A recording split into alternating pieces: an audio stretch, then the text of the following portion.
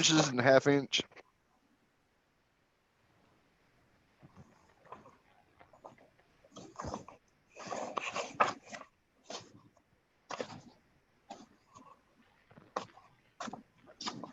Sorry about that. My nephew cut his leg, helping his papa cut chain today, and my sister-in-law was calling me.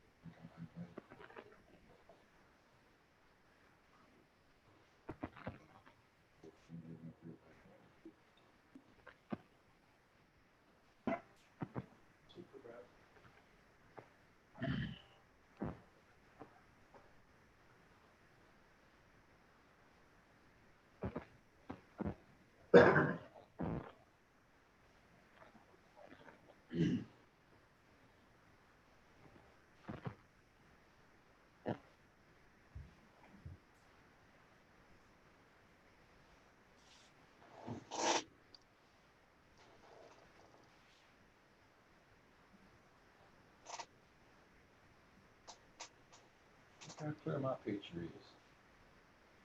There you go. Yeah, for that, it must be something really good. Yeah, yeah, the picture. I don't go that far. As good as it can be. It could be a good picture. With the mayor. Okay, good evening, everybody. How's it going? Good. Good. Great. Lovely. Super. Looks like we've got everybody in attendance as far as the committee goes, so I think we can get started unless anybody sees a reason just to wait a couple minutes for someone or anything. Okay. If not, I know we've got Susie planned to do these at take minutes and everything like that at I guess she'll watch video or take care of those tomorrow. So we're good on minutes. Willie is sitting in with the mayor. We can see him back there. So it looks like everybody is in attendance. I will say this. I know last month we did not get paid for our meeting, and that was kind of a misunderstanding as far as the roll and I guess turning in the roll sheet. What I'll do to make sure is send an email. I'll include minutes from last month that had everybody's name on there where everybody was in attendance. So we get paid for last month and this month as well. So sorry for the confusion on that and the minus 50 in your for your paychecks. So we'll get that straightened out. And I'm just not really going to call the roll. Everybody is in attendance. So I can see it on the screen that we're all here. I'll make an email of that and send it on up. And just go ahead and get started with adoption of the agenda. Motion to adopt. Got a motion by Mr. Frazier. Let me add this first. I should have said that. I would like to make an addition under old business, and this shouldn't be too much discussion, but the Shepherd's Inn budget, I think that wants to be addressed. I just got notified here recently on that. So we may talk about that real quick. We'll put it under discussion of the planning budget and go through that real fast. And if Aaron, if you'll go through with that and if you'll accept that, and I didn't hear who kind of seconded that. Yeah, I'll accept it. Okay. Second. Kelly. Okay. All right. With that, with the addition, any discussion on that or? Mr. Chair, Isaiah. Yes, sir. Austin had reached out to me on behalf of Building and Grounds and has asked me if we could add them onto the agenda under new business, please. Okay, what we talking? What you got under there, Isaiah, or what is that exactly? They just asked to bring some information to the table. I'm not exactly sure exactly what. I'm sure it has to do with several of the projects that they currently have ongoing. And Commissioner James, the chair of that committee, he's online with us right now. So Okay, well, we'll put him on there. We'll just drop him at the bottom of new business under finance director, what he's got to add for us. So Chairman Garland. let me make that note real quick. Building and grounds. Building and grounds requests. All right, Mr. Hill. I was going to say, you might want to move that up under consideration and request for governor's local support grant, because I believe they're going to ask for money to possibly look at buying the Whitehead property. Okay, well, that's a big one then. I think now I'm just going out on a limb, but I think that's what it's for. I listened to one of their last meetings. I'll chime in on that, Travis. We're not, that's not what we're discussing. This Oh. meeting, we haven't got the appraisal back yet, so Okay, I'm sorry. other issues we've got that's come up that, we need to discuss. Okay. We'll just leave it right there then. That'll be fine. Leave it under the finance director report, and we'll take care of it from there. So add Shepherd's Inn budget under old business, and then we'll add building and grounds discussion and anything else that you got, you guys. If not, I will accept that motion to approve by Mr. Frazier and a second by Ms. Collins. And all in favor, say aye, or raise your hand. Aye. Aye. Any opposed? Any opposed? All right, that is adopted, and we'll move on to the minutes from August 10th, 2020 meeting. And I'll open that up for approval. Motion to approve, Commissioner Woodby. This would be Isaiah Groundstaff. second by Isaiah. And I will say this, just speak up, since Susie she will get kind of the playback on this. Just make sure that that's clear. And I'll kind of try to echo that back so she does know. Any discussion on the minutes or corrections? I see none. All in favor to raise your hand to approve the minutes. Aye. Aye. Aye. Any opposed? All right, minutes are approved. Got public comments on here. I'm not sure who's tuned in besides us. I didn't see any other names, but if anybody would like to speak, they may speak up at this time. All right, seeing none. Just reminding me, let me add this just for the COVID issues, that this meeting was held electronically for the safety, health, and welfare of the public due to COVID-19. So we'll add that. And Susie, if you'll add that to the minutes, please. Put it right up there where you put it last time would be great. But just to clarify that for the virtual meeting. And we'll move on to old business. And this is, of course, a hot topic that seems like comes up all the time, but discussion of the 2021 planning budget.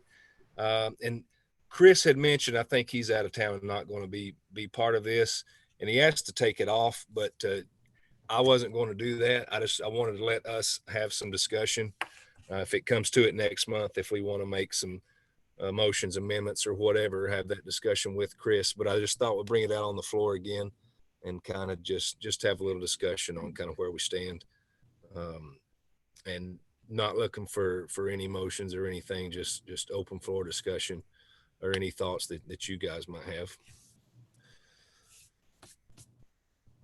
Anyone? It seems to be, and I was looking over, I guess, the minutes from the last planning meeting, and I forget when that was exactly.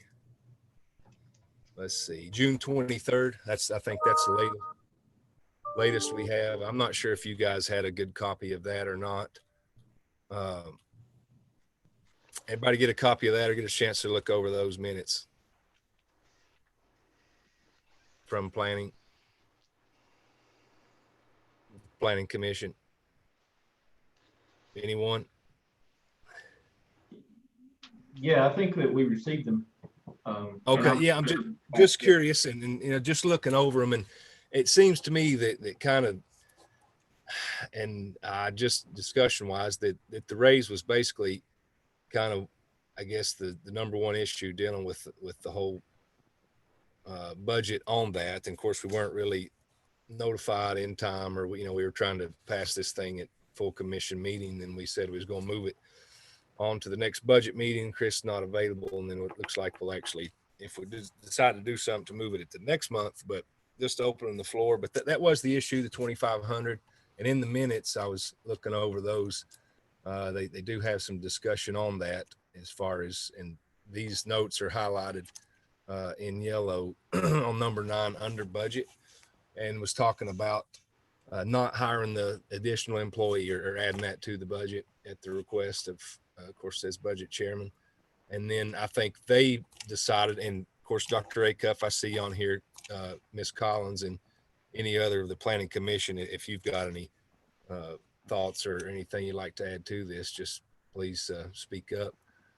But taking away that position, I think that's why they wanted to add the 2,500 to Chris's salary. And that was line item 141 moved to 105. And I think that is his salary line item. And that's basically it. I know Chris worked pretty hard, and there's talks on what if we didn't pass this, it would have gone back to what we approved last year, and that actually was a higher budget amount than what they had proposed at this time. So it seems to be that's really the main concern. I don't know if you guys have any other concerns or issues that you ought like to bring up yourselves, but I know that seems to be the leading factor on that. Any thoughts or ideas, discussion, please? I do. And it's not about the raise or anything, but it is about, I want to make sure that I'm communicating clearly about this issue with the remittance of revenue collected in account number 51720. 51720 358-47. Yes, Brad, what you got there? And is that permits? And Right. I've That's got some pulled up. And that's the permits that were previously collected by the planning department, and then turned around and remitted all those funds less I believe it's a $5 fee the county retained, but the rest of the funds were remitted to the state, and those revenues have gone away. And I would think, the associated expenditures would go away as well, with the exception of the $5 fee. So technically this budget is increasing. You can add 56,000 to that bottom line, which is what the original budget was for 1920. mm-hmm. It's just spread out in other places in the budget. Okay, so I mean, the 56 is basically recognized, but just kind of spread out in different spots, different lines. Is what you're saying, Right. Okay, and we're not exactly clear where those may lie, really. Just kind of tucked away in there, and that's going to be hard for us to discuss now. And it's great that it has been brought up, certainly by you, Brad. But that might be where we do have Chris online, and we can speak with him and maybe see where those funds were. I hate to say diverted, but they're placed, I guess, might be a better term. But that I know you've mentioned that before, Brad, and that was kind of a big issue as far as that number and adding to the bottom line. So we will work. And I should have done better this the whole time, kind of communicating with Chris as far as me as budget chairman on what they were presenting and how things were to be presented. I'll talk to him, see if let him know that concern and where we stand there, and see if that's something that he can work on, and kind of see exactly where they may have moved that or decided to put that in or work it in. Mr. Chair, Isaiah. Yes, sir, Isaiah. One of the other issues I think that we addressed full commission wise, or at least discussed full commission, is this makes the second year in a row that his budget hasn't exactly been through the finance office, gotten a final stamp of approval from Brad or Michael or whomever, and then passed on, through us or to the full commission. And, we've been pretty diligent about making sure And to my knowledge, we don't have this issue with any other office that finance works with or works through. I think that we need to hold them more accountable to that on that level. If they have, they don't usually have many budget amendments, very few. I think they usually bring to the table. Usually their budget is pretty set once they get that issued. I agree with Finance Director Brad that there's an issue there with those. What was expenditures last year, those monies for expenditures last year that are unaccounted for in this budget that have not been removed or explained as to where those monies were reappropriated. And I'd like that answer as well. But we're going to have to start holding them more accountable on their minutes, getting those to the full body, the full commission, and making sure that their budget amendments, whatever issues they have, it gets stamped off on by Brad before, or at least brought to the budget committee before it's sent anywhere else. Yeah, that's a great point, Isaiah. And I think that's really got us to where we're at now, to still having this discussion. That's been kind of the key problem of not making it as obvious and transparent to the finance director's office is what should be. And certainly, and many times, and I mean, as good as anybody, Isaiah, from the time we've spent, that multiple times we've been at our meetings, and then those amendments or some kind of changes brought forth from planning, and that seems to be the main concern that we need to remedy, not just the bottom line, but as far as communication and the way that they're working back and forth with our finance office and full commission, and certainly the budget committee. So I think that probably is really the main discussion that we should be having, and I'm glad you brought that up. But I think we can work this out, as long as if Chris is willing. I know we're willing. I do believe planning commission, hopefully that they can get on board, and we're all on the same side and same page moving forward, because this has been, last 2 years has been an issue, and it's not looking good for really any of us by having these talks all the time, and certainly not helping rapport with each other, it seems. So we're going to work on it. I'll talk to Chris about these specific issues and let him know for sure. So when it does come time, of course, he may be available Monday night, but not the time for that discussion, that we bring it to planning or our meeting next month, and talk about this again and get some clarification from Chris and try to work this out and put it all behind us.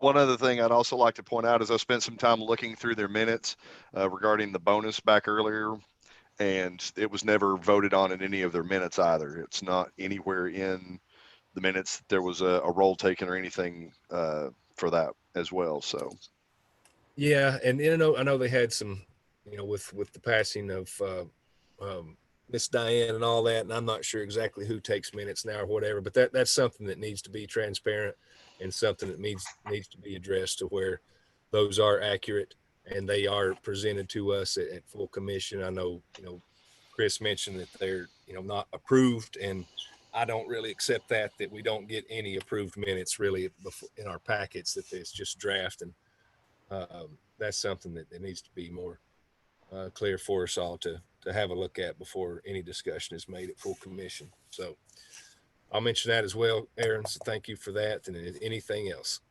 Ross, can you hear me? I can, Willie. Yep.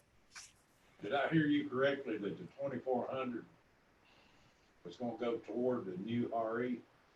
No, what they had done is they took the new employee out of that budget. And I think they must have been, the planning commission decided that, well, since not to have that position, that they would add 2,500 to Mr. Schutler's salary, I guess, to take up those duties, or, take up not having that position. I think that's my understanding of reading these minutes, Willie. Chairman Ross. Under the full commission too? Pardon?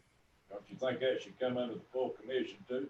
Yeah, it should. And I mean, it really should have been when we first discussed this, at full commission 2 months ago, or a month and a half or so, that when we originally passed our budget, that this was brought forth and made clear of really what we were discussing. And you know, it talks with other commissioners and committee members that needs to be, I mean, a priority, that things are not brought to us to where we have no knowledge or no understanding of really what we're voting on. And I think that would be good practice for us, that if those things are brought up, even, you know, if it is a timely manner, that if, you know, if we don't have any knowledge or no time to kind of look over this stuff, that it should be set aside and not addressed until can be reviewed. Chairman Ross. Mm-hmm. Hey, this is Jay from the planning office. I was sitting in on this since Chris is on the road right now. Yeah. Hey, Jay. I just wanted to, how you doing, Ross? Just to provide some edification on Chris's 2,500. That was originally in the foreman line item, and where that foreman is no longer employed with the county, Chris was going to take some of the responsibilities of building inspections. And that was what was voted on by the planning commission as far as adding that to his salary, was because it would have been in the foreman line item had he not been let go. So that's where that 2,500 came from. It didn't, I don't think it had anything to do with the not getting that other employee. And the remittance of revenue, I think, is kind of spread out all over the budget. I don't think there's any one place that monies went to directly, but it's more spread out, if that helps any at all. It does, Jay, and that's, I'm glad you mentioned that about the foreman line. That kind of gives a little more detail on that. I thought it was just because of the position, but the loss of, we you know, when we had a part-time line item that Chris cut entirely, and the raises, that the $2,500 that were in each of those line items in the data personnel, which was secretary, and those line items were they were split up amongst what was taken out. It was a $10,000 position or something, so I took that out and added those. And since Mel was, or the previous foreman was let go, Chris was going to have to take on more responsibility with that, which is why that's there. Okay. All right. That's good. And this is, I think we'll probably be having kind of the same discussion next month, and hopefully some resolve then at that point. But if you will, I mean, sitting in, listening to this, kind of report back to Chris when he's off the road or when he gets back in, kind of the idea we have. But I'd like to speak to him as well and just let him know what we discussed this evening. I can Jay, do that. And go ahead. I'm sorry. I was just going to ask you, is Chris licensed to do the same inspections that Mel was? Well, it's the way the state operates. It's Chris is technically the building official, as it was put in through the resolution that was passed for us to do our own inspections. He does not have all the licenses that Mel had. And of course, I'm working to get all the ones that Mel had to get there as well. But there are, I think, under the state laws, he is allowed to do inspections. I'm not really sure of the answer to that, to be honest with you. That's just the best of my knowledge. Okay, thank you. Still there, Jay, it's Willie. Yeah, go ahead.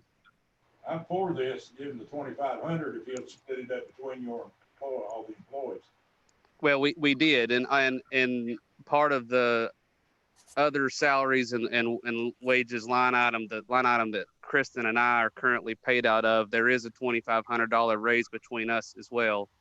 And then there was also one for Diane, who has passed, who we hope to be giving to the new secretary that we have hired, so that it was split amongst everybody. And Chris would not have got it had the former foreman remained employed.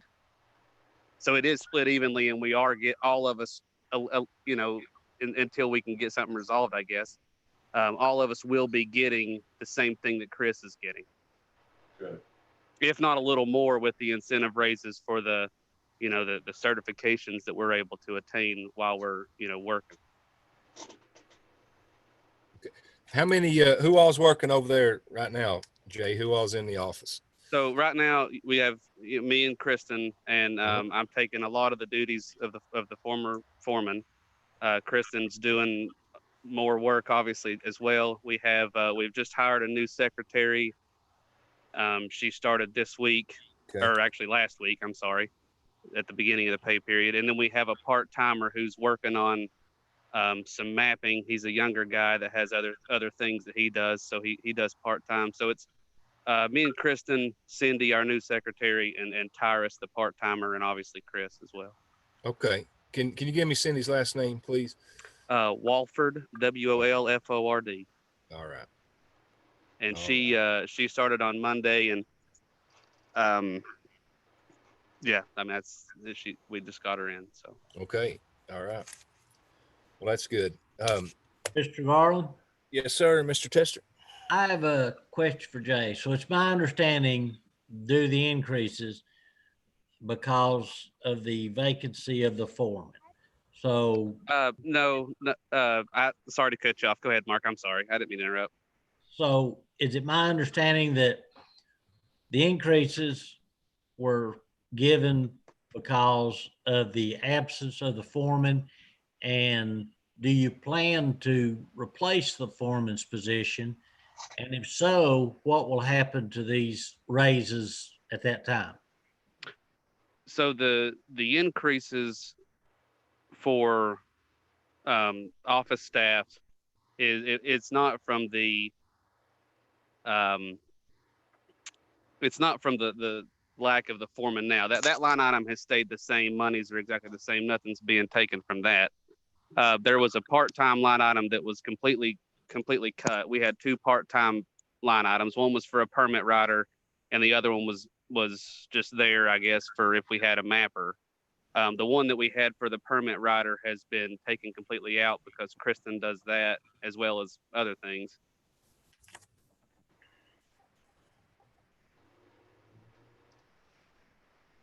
Okay, thank you, Jay. All right. Any other? Ross, I wanted to say that this was voted on. I don't have the minutes in front of me, but Sorry, I got. we did muted vote myself. on this. I don't know what the last thing you heard was. That's Kelly talking, Jay, and she's talking about that. I'm sorry. I something happened with my phone. I missed that. What was the question? No, it wasn't a question. Kelly was just stating that we did, or you guys, I guess, Kelly and the planning commission did have this as a vote when it come up at I guess the June meeting. Yeah. So the absence of the foreman is the reason why the $2,500 was added to the director's line item, the 101 or one whatever that number is. I don't know. And so his specific one would have gone to Mel had Mel still been here, just to put it plainly. So it basically because he's gone, it went from the foreman line item to the director line item, because the director was going to do a little bit more with the building side of it than just the administrative side of the office. And there are inspections that can be done without certifications as well. I mean, we do the zoning and the setback, things like that. So things that he wouldn't normally have had to do, he's having to do now to help me because we are pretty busy now. Right. But basically that included $2,500 for each of you guys, the employees in there now. Yes, the part-time line that was scrapped was all of it was allocated to helping his employees, us that are there now, all the full-timers that are there now. Okay. All right. If that helps at all, I don't know. Yeah, I mean, it's good. That's good clarification, because I mean, we're just, we sat there and talked about that budget that night at full commission, passing this thing, and Chris was giving us some details, and it's hard to take it all in, certainly when you're throwing a lot of numbers out there. And I think that the confusion came, the difference in the second I guess denied budget from the budget committee to the actual final one. Obviously Chris has added 2,500. There was the relief of the foreman in that time frame, so that might not have helped with all the confusion anyway. Was the fact that the foreman was let go, and that was changed up, and like Kelly said, that that's what they discussed in the June meeting. Yeah. Yeah, that's good. I think we're on the right track of it, having this discussion anyway, and kind of getting clarification on how things were, kind of how you come up with the figures and everything like that. But really, what we're after, Jay, and of course, I'm going to charge you with this too. That I mean, you be part of this and kind of take it as your responsibility too. That that we're working together, good, Yeah, office to yeah, office, not just finance, but with everybody. And there's good communication with all. So we're not really in this position yeah. again to where we Right. just And kind I of. I try to do my best, and I hope Brad Burke there can attest to this, to work with finance as much as I can when I have questions or issues. But I only hold so much clout, so I don't, it is what it is. But I'll do my best and try to help Chris as much as I can, um, do whatever I can do to make it easier on everybody. Yeah, that's what we're after now. And it's been a good talk this evening. And if it comes to it next month, if we do want to make some changes, or we can kind of at least we've got some good insight on how things went down, and how those numbers came about. So, Chairman Garland, yes, Patty. I have a question for Jay. Jay, this is Commissioner Whitby. Does the office plan on hiring a foreman in the near future, or is that something you're trying to get certifications to do? What is the plans on the foreman position? As of right now, I am doing all the responsibilities of the foreman position. I lack just one certification that I hope to get done by the end of this month to be fully licensed with the state to do everything. The state gives an inspector a year to have all their certifications once they are named building inspector in any jurisdiction, city or county. That's a state law on the building inspection side. I don't know what Chris's plans are as far as that goes. I just know that as of right now, I'm doing those duties and hope to, be that position once I can get that test squared away. The possible future plans are for you to eventually assume that spot. That is my hopes, at least. Okay. Yeah. But it hasn't really been. I was just curious as to discussed. kind of what the flow was of the office on the time frame, and congratulations on getting all that, your certifications. I mean, thank you very much. Yeah, thank you. All right, we have anything else real quick, or we'll move on? So good discussion on that, and we're going to work this thing out, and hopefully next month we can get this straightened out and talk to Chris and just put it all behind us and move forward. So I appreciate you all giving me the time to kind of clarify that, and I hope to work with you as much as I can, not being Chris, but right. At least maybe I can help out a little bit, and I really appreciate you giving me that time. Oh yeah, absolutely, Jay. If I'd have saw your name on there or something, I'd have recognized you. My phone put it on as unknown. I don't know how to. I'm not Zoom savvy yet. I'm still getting there. Next time I'll try to get my name on it, so you know where I'm at. Okay, or at least. But I appreciate it. Thanks, guys. Yes, Thanks a Jay, lot. Thank you, buddy. Okay, we'll move on to the addition we had on there in Shepherd's Inn budget. Miss Woodby, she brought this to my attention just a little while ago. So I think, and I'll let her speak, but I know we cut them short to about $2,000. And the reason for that was the additional monies coming in through basically your office, Patty, with some court fees and things like that. But I'll let you speak on this. But I've noticed an influx of domestic violence cases in our courts. And Shepherd's Inn also brings the women to our office to do orders of protection in a way that's made me open my eyes up a little bit more to their needs. So I would like to fund them back the $2,000 that we cut. From my understanding, they use that money to pay their mortgage. Mm-hmm.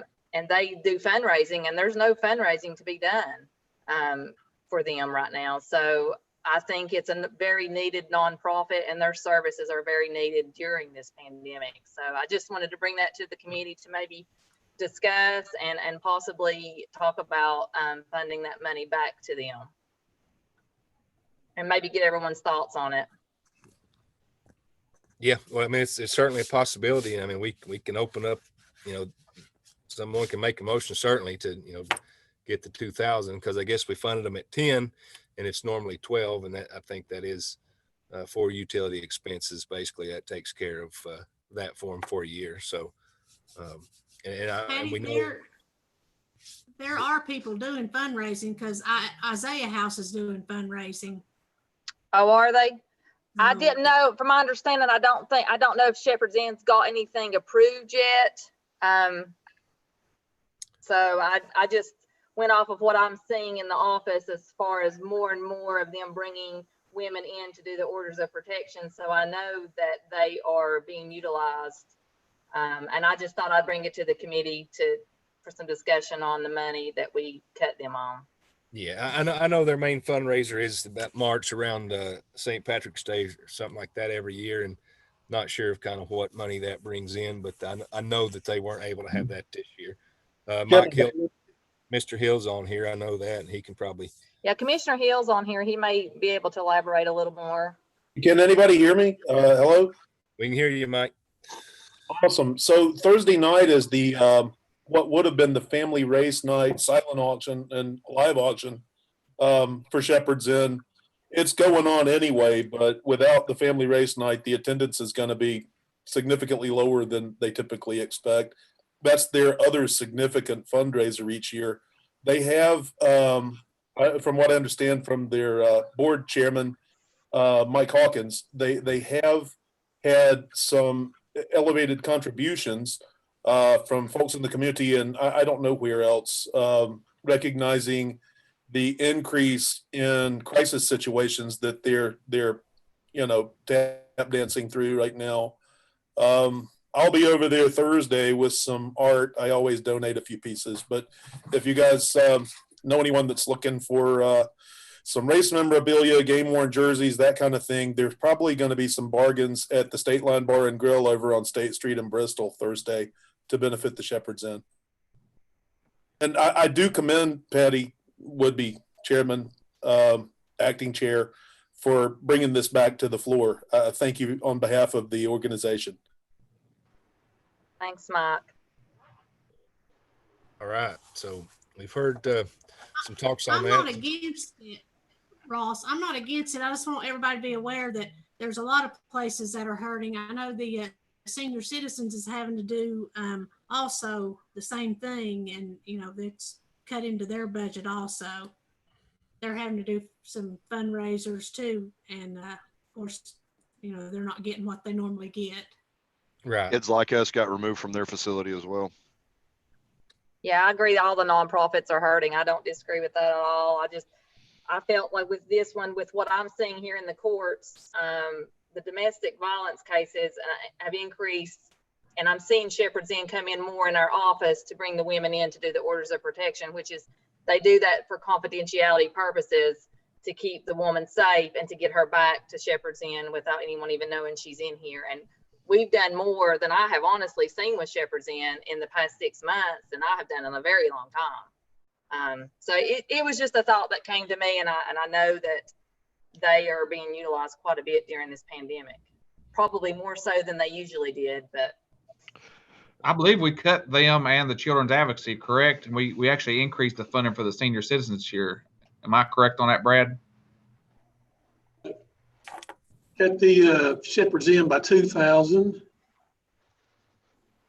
Senior Center by 2,500. No, we increased Senior Center by 2,500. I'm sorry.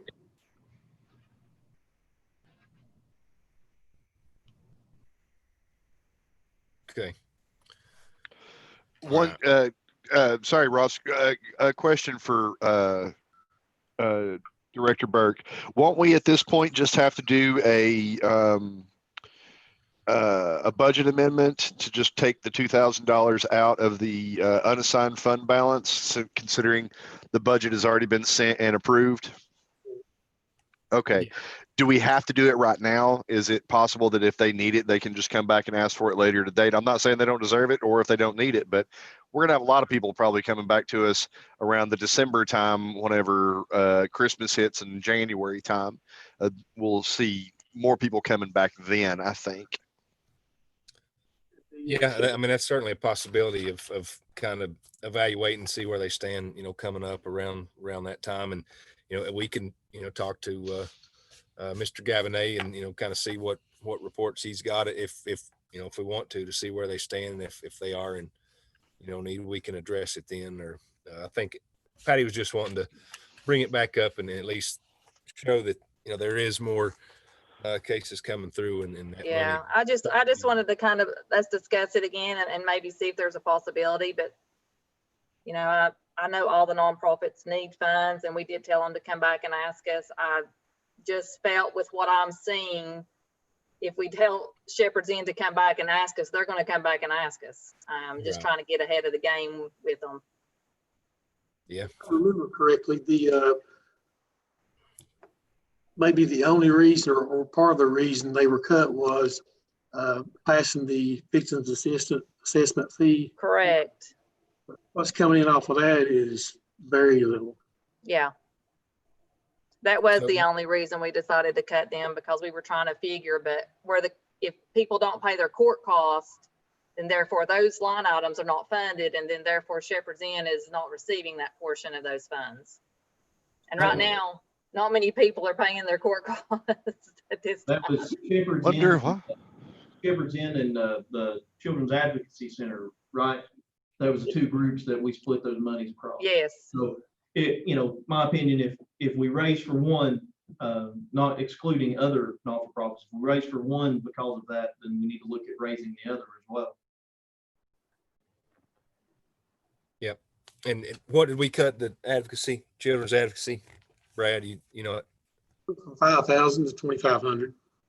So $2,500 then, and cut Shepherd's Inn too. So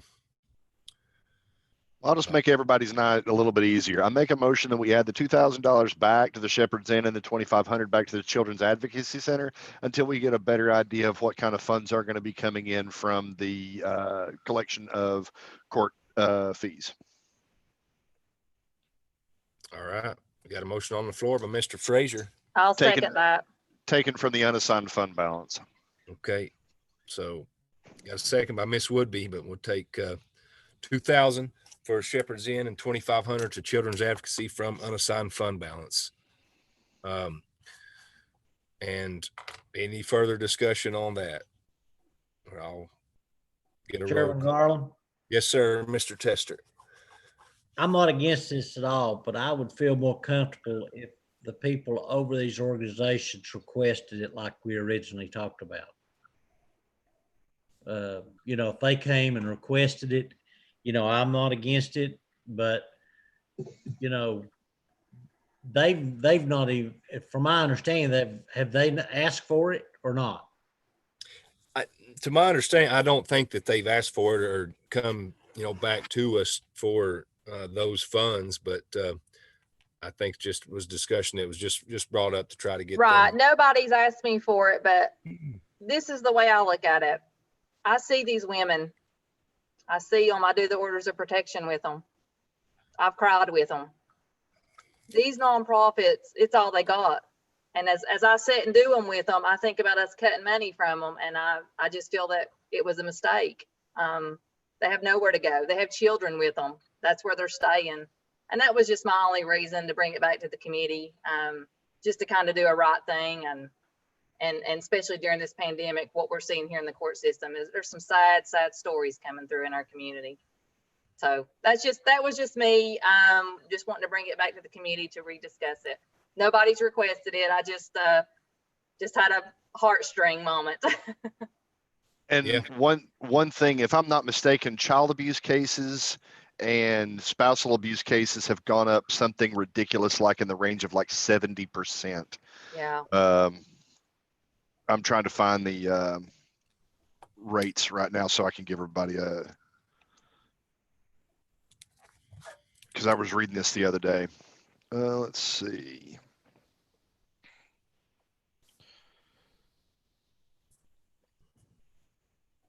Well, we did think it was going to be more out of the court costs. That's Yeah. one reason why we voted on. That was the reason, Kelly, that we did. And I don't think, as Brad said, that We're not it's bringing it in. not bringing it in like we would have thought, because due to the fact that people are not paying, no jobs, or whatever might be their circumstances. I mean, that Well, was the original reason that we cut it, because we thought that would even out Yes, with those. that Not. you're correct. Yeah, We need to look at that for sure. yeah, you're correct. And one thing, it's really early in the year. I mean, in the financial year, to be expecting a lot of those fines. I feel that in past discussions, we're not really seeing those fines getting paid back until after January, in a lot of cases. So, I mean, there is that to consider. But I do agree. I think that we should. I think we should give them their money back for their. I think if I understand this correctly, it's used for their mortgage on their house, so that they don't have to worry about that. And then as far as CAC goes, you know, they don't only do for Carter County, they do for all of pretty much all of Upper East Tennessee. So they could always use the additional funds as well. And I think Aaron's found the number, so I know that those have increased. Yeah, I can't find the exact numbers that I was looking at the other day, but it was somewhere in the range. The number of charges that were being brought was somewhere for both spousal and child abuse together was up like 70% or something ridiculous. It's not saying that it's like it's 70% up from what it was before, which is quite a bit. Yeah, thank you for that, and putting a good discussion. We got a motion on the floor. I think it'd be best just to go ahead and make that call. I'm printing out some tally sheets right now. I'll voice that for each person and just yay or nay. If you give me 1 second.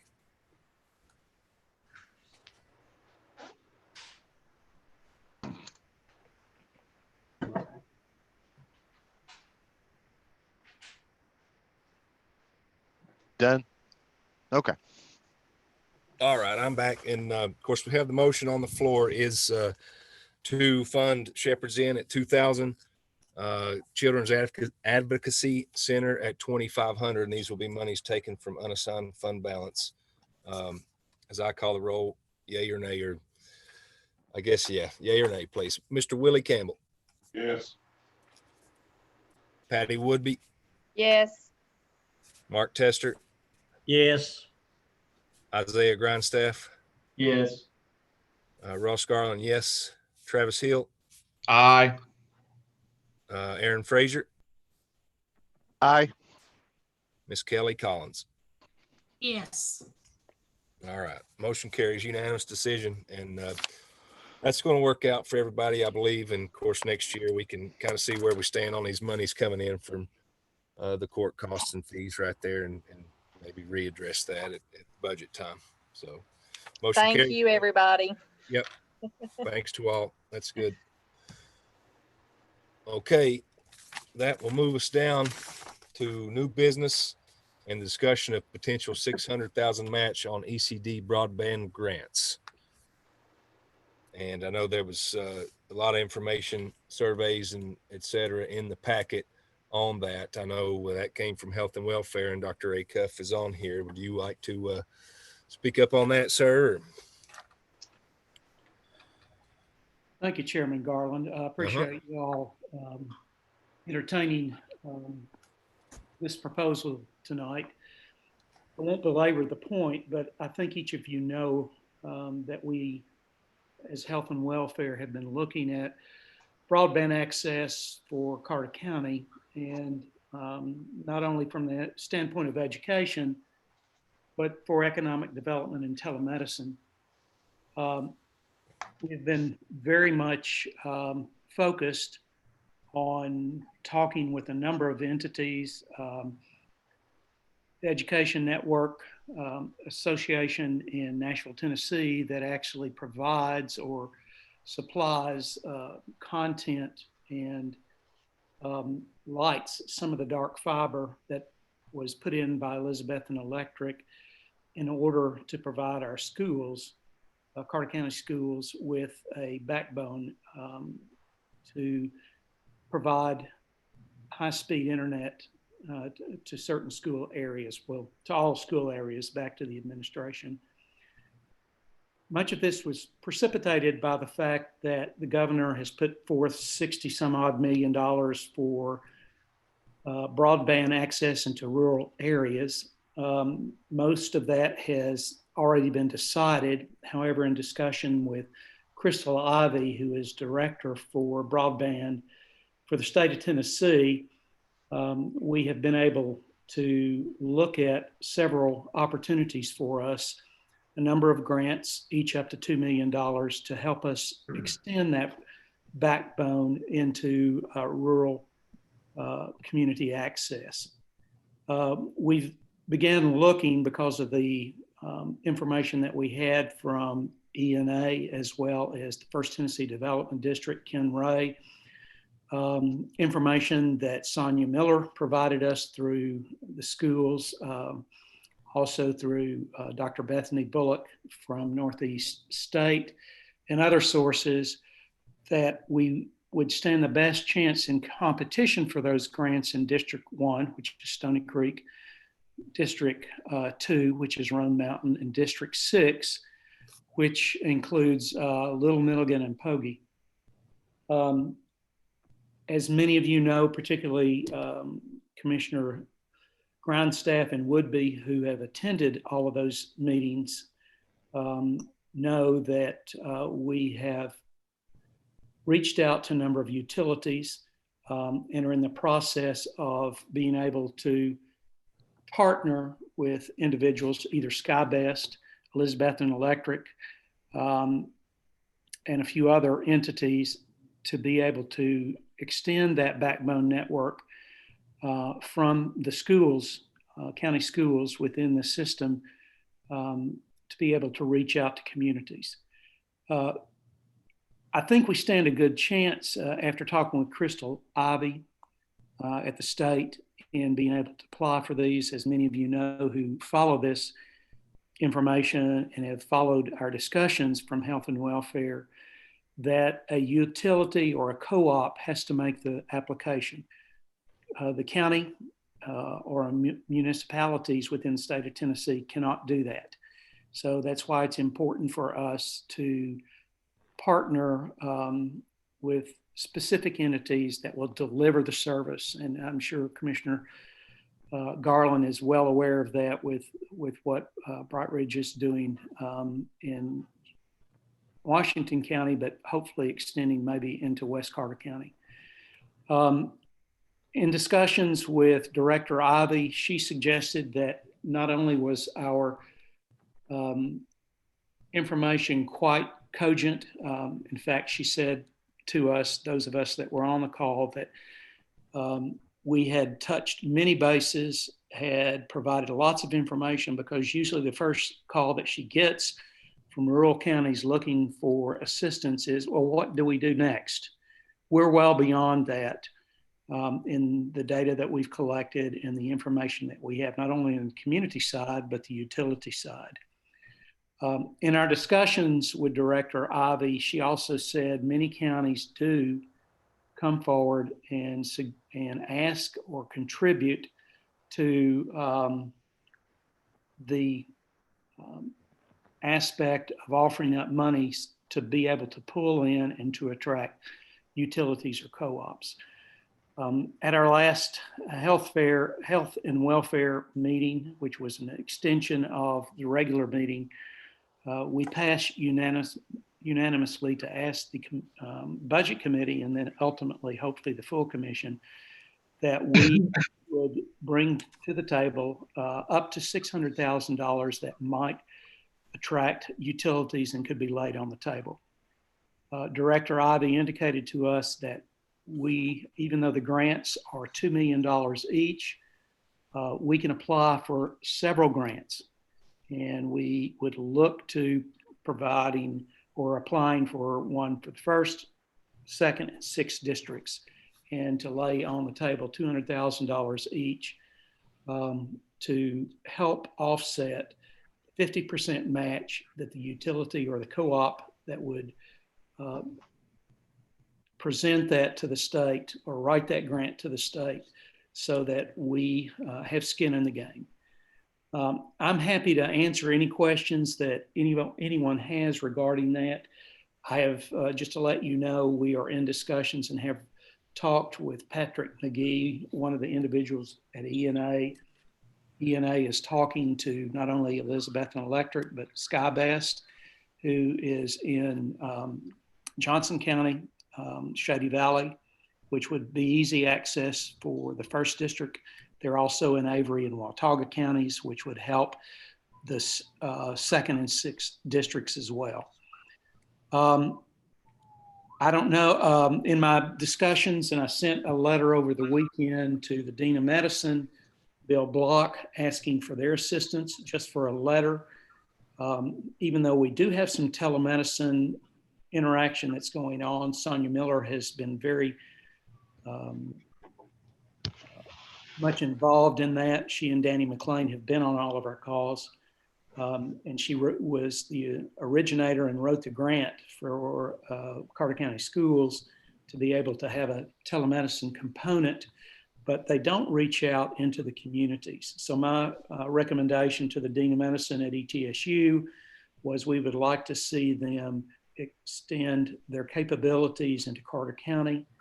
And if we were successful in getting these grants, to sit down with us and talk about the capabilities that family medicine and other departments at ETSU could bring to the table to present an opportunity to increase telemedicine into our county.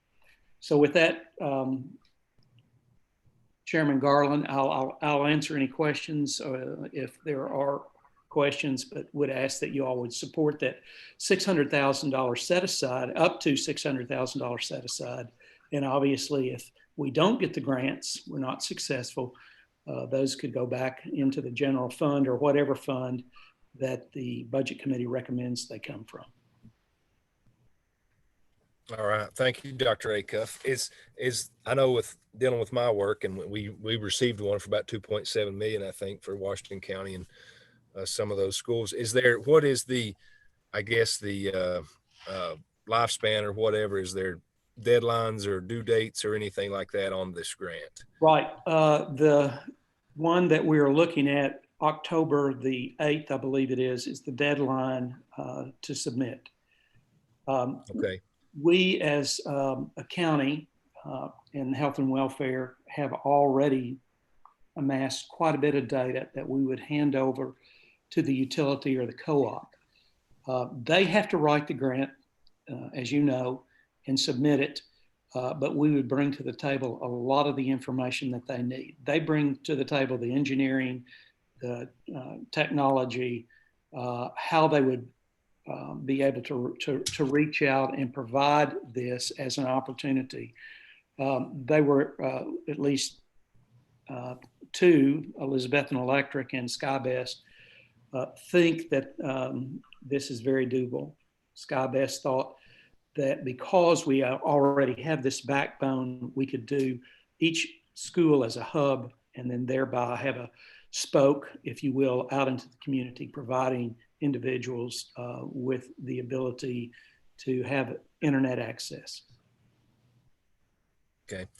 I know with ours, of course, we received the grant, and I know you're talking about just the submission deadline, but the one we received, I think, I mean, all hardware and everything has to be up. And I mean, these customers have to be online by December. And I'm just afraid that we're probably not talking about the same grant, I don't think, because I know.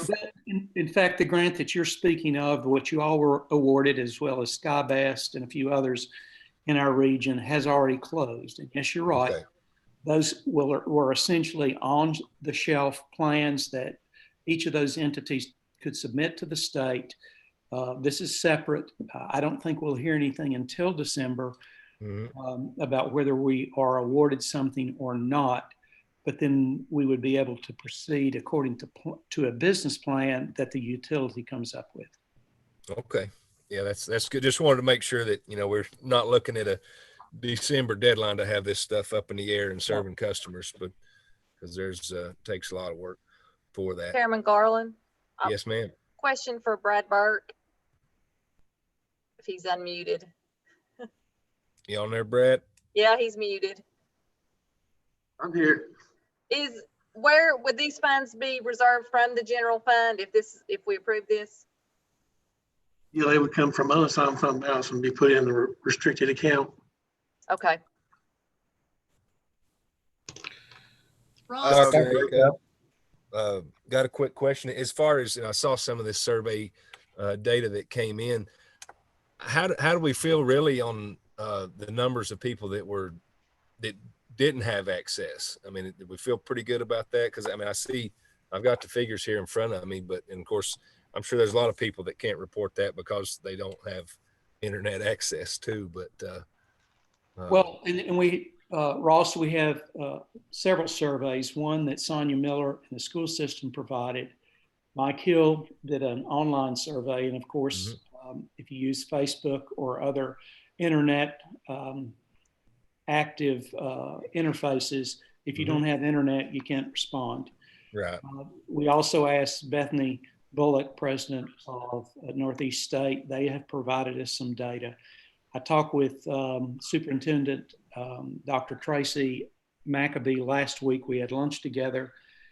They recognize that they don't have a lot of kids that have access. I talked with Brandon Young, who's counselor at Cloudland Elementary, and he told me they've got at least 30 students or more that haven't turned in any homework assignments because they don't have access. We have boosted, is talking with Danny Ward, member of the school board today. They have boosted many Wi-Fi capabilities at all of our schools, and we have kids sitting in the parking lot either by their parents driving them there or them going after work, if they can drive themselves, to access the internet in the school parking lot because they do not have it at home. So even though Ken Ray, First Tennessee Development District, has estimated us at a maybe 60% that do have, 40% that don't have, he feels that those are underestimated. Okay. There's a real issue about what the feds do and what they consider high-speed internet versus what is high-speed internet. I think the bottom line, even at the Boys and Girls Club, where we have tried to continue access for our kids, internet access, we have many of them that don't have that capability, so they can't join with online learning or counsel with a counselor or receive any sort of instruction because they don't have that access. Okay, thank you. I have a question for you, Dr. Acuff. Two actually. One, is this internet specifically for school students, or will this be open to the public? It'll be open to the public because of the fact that we want to expand it out. That's why we've been working with ENA, who, as you know, provides that capability for our school system, but heretofore they have not been able to look at expanding that capability to the public and attract individual customers. Okay, and I know that there are restrictions on what the school internet can be used for. Has that been taken account? Has that been accounted for in this research? Right. ENA said that they will do anything that they can do to help us overcome that. Their discussion has been, and I've talked with Kenny Markland at Elizabethton Electric, there's a lot of dark fiber that Elizabethton Electric has laid in the few strands, 2, 3, 4, I don't know how many it is, that have been lit by ENA. There's more capability there. Now, whether it's Elizabethton Electric that becomes our utility partner, which I hope they do. I think Markland was interested in pursuing that with ENA, and ENA is supposed to reach out to them, or whether it's SkyBest. But we need to come to grips that the capability, like a Irwin Utilities, we don't have. They're 10 years ahead of us over in Irwin, and as I know Commissioner Woodby and Commissioner Grindstaff asked, particularly Commissioner Grindstaff asked, well, if Irwin Utilities is expanding out to 107 and 173, can they not extend their capabilities into Carter County? I reached out to John Williams, who is their director of fiber, and John confirmed what I thought, that they cannot, by state law, cross county lines. So they will not be a partner for us, even though they're expanding towards the Tiger Valley area. Dr. Acuff? Yes, sir. On this, has anybody talked to Mountain Electric? Because I do know that Mountain Electric's the portions you're talking about is served by Mountain Electric. So it's, I think, Tiger Creek and portions of Rome Mountain and stuff like that. Has anybody contacted them about attaching their poles and how they do it, or? Right. Commissioner Mike Hill has reached out to Mountain Electric and has chatted with them. They're not interested in getting into the business, but they will rent their poles to us if that's our desire. So that's where we are. And Commissioner Hill's on the call. So Mike, if you want to weigh in, please do. Well, thank you, Bob. The only thing I could add, I did have a brief conversation with Edward Henson from SkyBest late this afternoon, and they are interested in scheduling a conference call with their field engineer to strategize, that was his word that he used, on the scope of a project and where that might be. And he did confirm that right now they are actually building in Shady Valley. So it sounds like they're coming into alignment to make a request on our behalf for a project of some sort. We should have that conference call in the next couple of days. Mr. Chair. Another thing is, so someone has talked to Irwin Utilities. Lee Brown is the manager over there. And has anybody talked to Lee? I mean, love you. Yes, Commissioner Tester, I did. Commissioner Holden was on that call. Commissioner Hill was in and out on that call. We talked with Lee. We also talked with John Williams. We had about an hour discussion with them. They are very supportive. They recognize where we are. We'll do anything to help us, but they cannot move into Carter County. They've been very successful. We've gotten some great ideas from them, how they have been able over the last 10 years to secure USDA grants, Appalachian Regional Commission grants, as well as state grants. And they will help us in any way that they can, but they can't help us in moving into our county. Mr. Chair, Isaiah. Yes. I just want to add, in the conversations that I've been a part of, thanks to Dr. Acuff and their great committee, the discussion with E&A, Elizabethton Electric, we kind of come out ahead with E&A having that having internet service at all the schools for the majority of the schools in the communities. Now, granted, Little Milligan, Rome, and the two Rome Mountain schools, Cloudland Elementary, we run into the issue of them not having service up there, being in Mountain Electric's provider area. So that's definitely something that we're going to have to look at, whether that's a SkyBest thing coming from that back end or some additional provider if we could find somebody. What really helps us is with Elizabethton Electric being that intermediary, having that fiber available. If we could get them to connect up with SkyBest or with a provider, allow them to use that backbone. So we mentioned Shady. If we can get Elizabethton Electric to run as far as they can run, that's backbone that necessarily we don't have to pay for, coming through from Unique Elementary School and dispersing downtown somewhere, or even in some of these in our other districts where they have fiber ran, Happy Valley, eventually.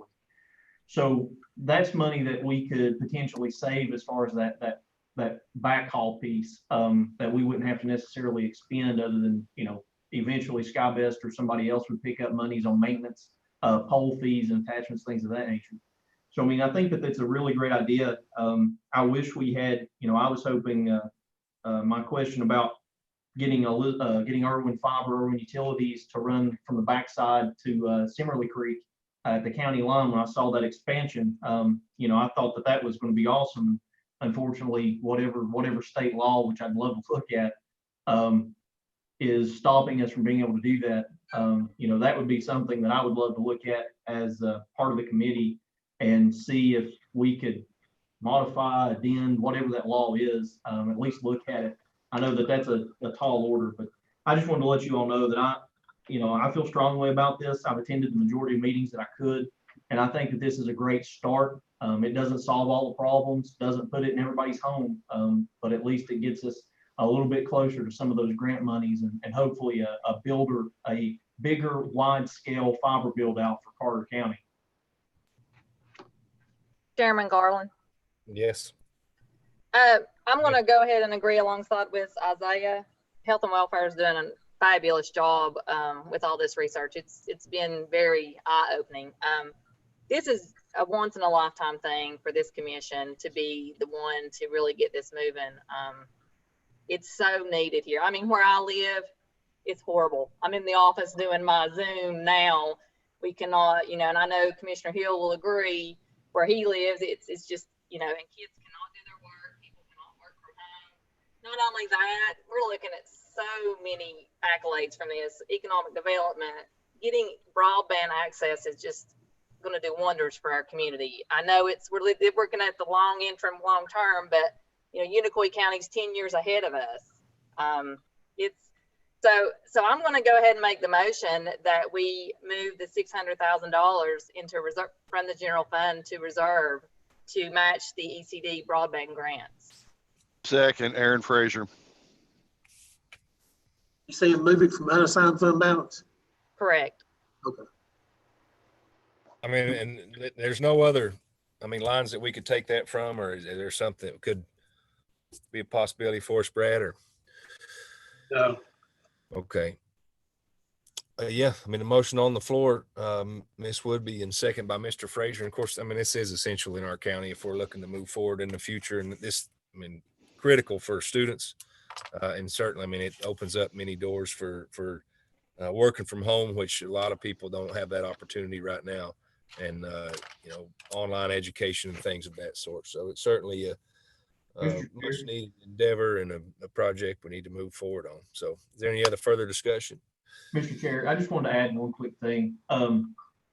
When I was working at the school system shortly after I graduated high school back in 2009, of course, Mayor Humphreys, the school system at that time, Kevin Ward, and several other groups actually started a study and done a broadband study about bringing a fiber-based internet system into Elizabeth and Carter County, and they opened it up to several different groups. And at that time, it just ran into roadblock after roadblock after roadblock. Everybody had high hopes, but we could never get anything. It didn't seem to move forward. I know that this had been brought up in the past of even with our current commission about trying to get this moved forward, trying to get it moved forward, and we were kind of batted down. So I definitely want to say that I'm very grateful for what Dr. Acuff has taken on as a chair of his committee and pushing this forward. This is something that if we could have had the right commission at that time or had the right people in place at that time, we could have been 10 years ahead now, but instead we just fell behind continuously. So like I said, I just want to make sure that Dr. Acuff knows that, I greatly appreciate all the effort that he's put into this, him and his committee. And I'm thankful that you've allowed myself and others to be a part of that, those discussions. Thank you, sir. It's a team effort here, folks. We're all in partnership together to make a difference. So thanks. Absolutely. And we can't leave Mike out. I know he's had his hand in this and really pushed for it for a long time. So Mike Hill, pat on the back to you, buddy. But let's go ahead and we'll take a vote on this and try to move on if we can. I will call the roll. Willie Campbell.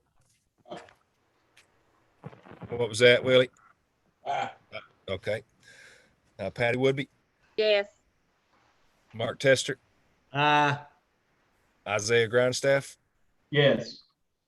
Ross Garland, aye. Uh, Travis Hill, Aye. Aaron Frazier, Aye. and Kelly Collins. Ah, All right. Unanimous. That's fantastic. And we'll move on that to full commission. But Thank you all very much. Thank you, Chairman Garland. yes, sir. Thank you, Dr. Acuff, Mr. Hill, everybody involved. Thank you, Budget Committee. Mm-hmm. And then we'll move on to discussion regarding economic development. Mr. Frazier had come to me on this through an email and just getting kind of some talk started on this also. So, Aaron, if you want to take over. Okay. Thank you, Chairman. This is 2 weeks ago, I guess it was, last week of August. I went and took a course with the Basic Economic Development Community, or Basic Economic and Community Development course from the state of Tennessee, University of Tennessee. It was a 4-day course. It was jam-packed full of great information. A lot of it kind of didn't apply to us. A lot of it really, really, really did apply to us. And it gave a lot of basis and background for a lot of the stuff that we can be doing together as a county and for community, for economic development and different things like that. And I've reached out to some folks to get some more information about things that they're already doing. And I've reached out to Logan Engel, the Joy over Chamber of Commerce, and just a lot of different people that are involved in some stuff. And I think there's a lot of things the county can do to approach and get our name out there in the way that we want. Everybody's a little bit frustrated with NetRep and the way that they've been delivering a lot of stuff in their presentations, where they're not really focusing on us for any businesses or anything like that. We're more marketed as to like, come and live here, but then go spend your money somewhere else. And I kind of think that may be a little bit off for us. I think we have a whole lot of opportunities to make some stuff happen. I just want to kind of get everybody's ideas about who they've heard information from. And ultimately, I do want to ask the question because I can't find the answer. Ultimately, who is responsible as the go-to individual for receiving someone in to do economic development? Like if a developer tries to contact somebody, who are they going to get directed to? Does anybody know the answer to that? I think that Chris and planning department would kind of be where those are directed to. Mayor Humphrey or Mayor Barnett could speak on that, but it seems that they were kind of the engine for our economic development at this time. Aaron, you still there, Rusty? I'm here. Sorry. Yeah, I'm here. They usually reach, like I say, again, to planning or me, and like I say, we've had a lot of people asking about buildings. We have no infrastructure. I mean, we had people wanting 20,000 square foot building, one that wanting a 10,000 square foot building, and we looked, tried to get them different places, and we just don't have any infrastructure. And we've lost, I know of 2 places that want to come here, and we just couldn't find them a building, Well, in some cases, there's people coming here wanting to build, and this is not anything that's happened with you, Rusty, but I know for a fact someone approached to put in a business within Carter County that would support about 200 people, and they could not get a response from the people that they were contacting. So they went and they built it in Greenville. It's not anything, they didn't come and contact you or anybody like that. I'm not going to go into who they did contact, but I know for a fact that it happened because I discussed it and was told that it exactly had happened. So there's things like this that go on that we don't even hear about. What I would like to do is I would like to work, and if we can get the Joint Economic Community Development Board back to meeting again, is start putting together a plan where we present the county's economic development plan, where we actually have a cohesive one between us and the city of Elizabethton that focuses on the things that we can do. While we can't do 150 acres for somebody like Tyson to come in, or 400 acres for somebody like Tyson to come in, we can, in some cases, find locations to put other businesses. But I think the focus more needs to be on entrepreneurship and tourism, not turning it into Pigeon Forge or Gatlinburg, but we've got a lot of assets in the county already, like using cabins and different things like that. Hopefully we can get back.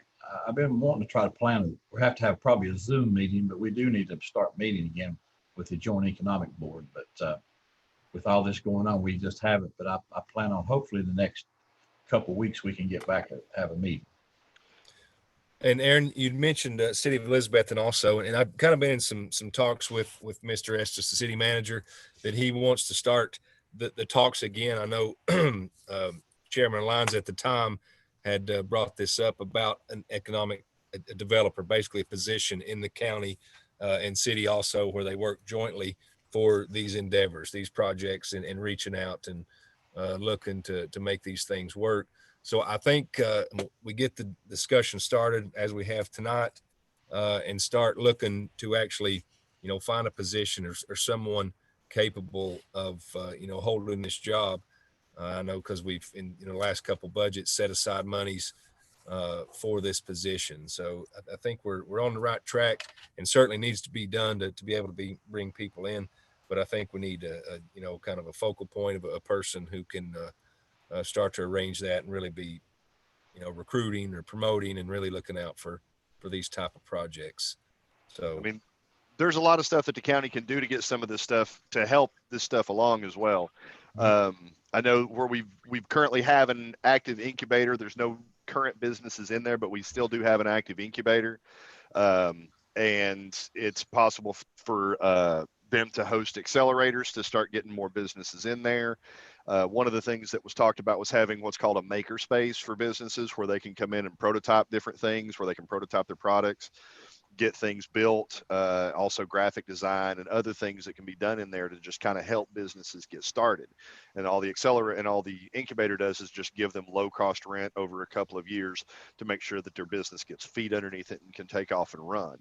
One of the issues that a lot of people see in Carter County is it's like, oh, cool, here's 9,000 square feet for a retail business, but they charge an arm and a leg for it. So it makes it really difficult for an entrepreneur that is trying to bootstrap or build up a business to be able to come in and start something like that, because there's numerous businesses downtown that are open 6 months and then close because we're not getting as much foot traffic, or these maybe not businesses that should belong in a downtown, and there's a better place that we could actually park those businesses.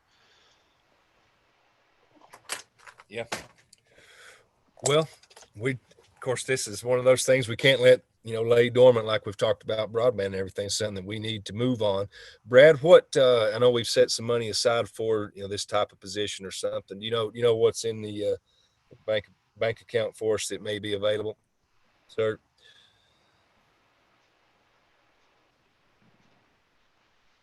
You there, Brad?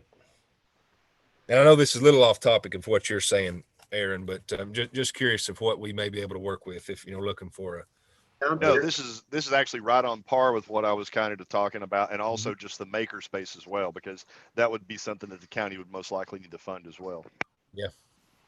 Without looking at anything, I believe in 2019-20 budget that the commission chose to put $20,000 aside for local economic development and give 22 net rep. Mm-hmm. And it's the same thing for 2021. So technically there would be $40,000 currently. Okay. So that's something that we get started with, but certainly something that we would be a position we'd have to fund for the future. And of course, $40,000, I don't think is going to get us a good qualified candidate for that job, but something that we need to consider. And Aaron, thanks for bringing that up. This is, very important for us, and new aspects of revenue and bringing jobs in and all that. But and Mr. Estes had talked to me about it. We need to get together and kind of as a full body, and maybe we can kind of get our ideas gathered up, possibly for the next meeting, budget meeting or something, and bring Mr. Estes along too, and kind of get his ideas and thoughts of kind of what he's prepared also. because one of the things that I think everybody had a complaint with was regarding NetRep was how that they were presenting us, but no one has specifically gone to NetRep and said, this is the plan, this is how we want you to present us in the regional economic partnership. Because the regional approach is the better way to, is a better way to approach things. But I think that we're more than just the place to live where everybody else lives and goes and does something else. You know, they live here and then they spend all their money in Johnson City or whatever. So Yeah, I think we can agree with that. And Chamber's more active too. So nowadays I think we're getting a little more support from them also, and as far as county and citywide. So just need to get the ball rolling again. So thanks for bringing it up. Is there any other discussion or anything anybody else like to add before we move on? Didn't we discuss let's see, when we discussed this a couple years ago, that we needed a job description, and I'm not sure what committee was supposed to do that, but I never did hear anything else about it. I submitted the job description and still have a copy of it. What committee was that? Let's see. I don't remember specifically. It's been a long time ago, but I found a copy of it the other day. I was like, hey, I was looking for this. Yeah, I mean, that'd be some good information to have, kind of what we're looking at, and maybe present to bring back to our committee or whatever if we decide to pursue this. But certainly something that we could all look at, maybe if edit or kind of add to or whatever. But yeah, see if you can find that, Aaron, get it and send it out to us if possible. And I actually think that description was for something a little bit no, the one that I did was for Project manager. Project manager. Thank you, Mr. Johnson. That was the one that I did, was the project manager. And the goal at that time was to have somebody that could do both project management and economic development at the same time. That was the thought process at that time. Okay. Brad, you're on there. You got anything to add, Mr. Johnson, from your financial management standpoint on this? No, Everett, I think the topics are great. We just don't talk them to death and do a little bit more action. Of course, it takes money. Right. And the time is hard right now, but we're making great strides in the ventures that we're doing. And I think that with Director Brad Burke has been a lifesaver and support and handing out the information financially that has given a lot of guidance to all of our various committees. So, no, I think we just trudge on like we're doing. We're doing great. Okay. Thank you. All right. Anybody else? Chairman Garland? Yes, sir. Mr. Hill. Yeah, going back to the NetRep thing just for a second before I sign off and go finish my dinner. If you look at their marketing plan, and this is nothing against Mr. Frazier, but the crux of their marketing plan, because we don't have land, because we don't have buildings, because we do have a wealth of the recreational opportunities here, they're actually developing business relocation where they can. But the positioning of Carter County is that this is the place that people come to spend the bulk of their idle time in our outdoor playground. The bulk of their time on the trail, in the river, along the river, fishing, hunting, hiking, all that stuff, where people do actually spend a truckload of money in their off hours. So it's, I go to those outdoor task force meetings. They call it the Outdoor Coalition these days, as opposed to task force. But they are actually heavily marketing us for our trail and our recreational opportunities as an attractor for people to settle here, to get the young talent to come and, certainly put in the drudge work in their job, wherever that lands in Washington County or elsewhere, and then come to the mountain to spend their recreational time and dollars. And I'll just leave that seed there and wish you guys a good evening. And the way that I would counter that is we're not doing anything here to foster those businesses. We don't have any property along the river because the TVA owns it all. We don't have any property around the lake because the TVA owns it all. We can't do anything in the mountains because the National Forest owns it all. there's very limited space for some of these businesses to go in. And that's one of the things that needs to be addressed through the economic development, is getting some of these federal agencies to come off their property and get out of the way.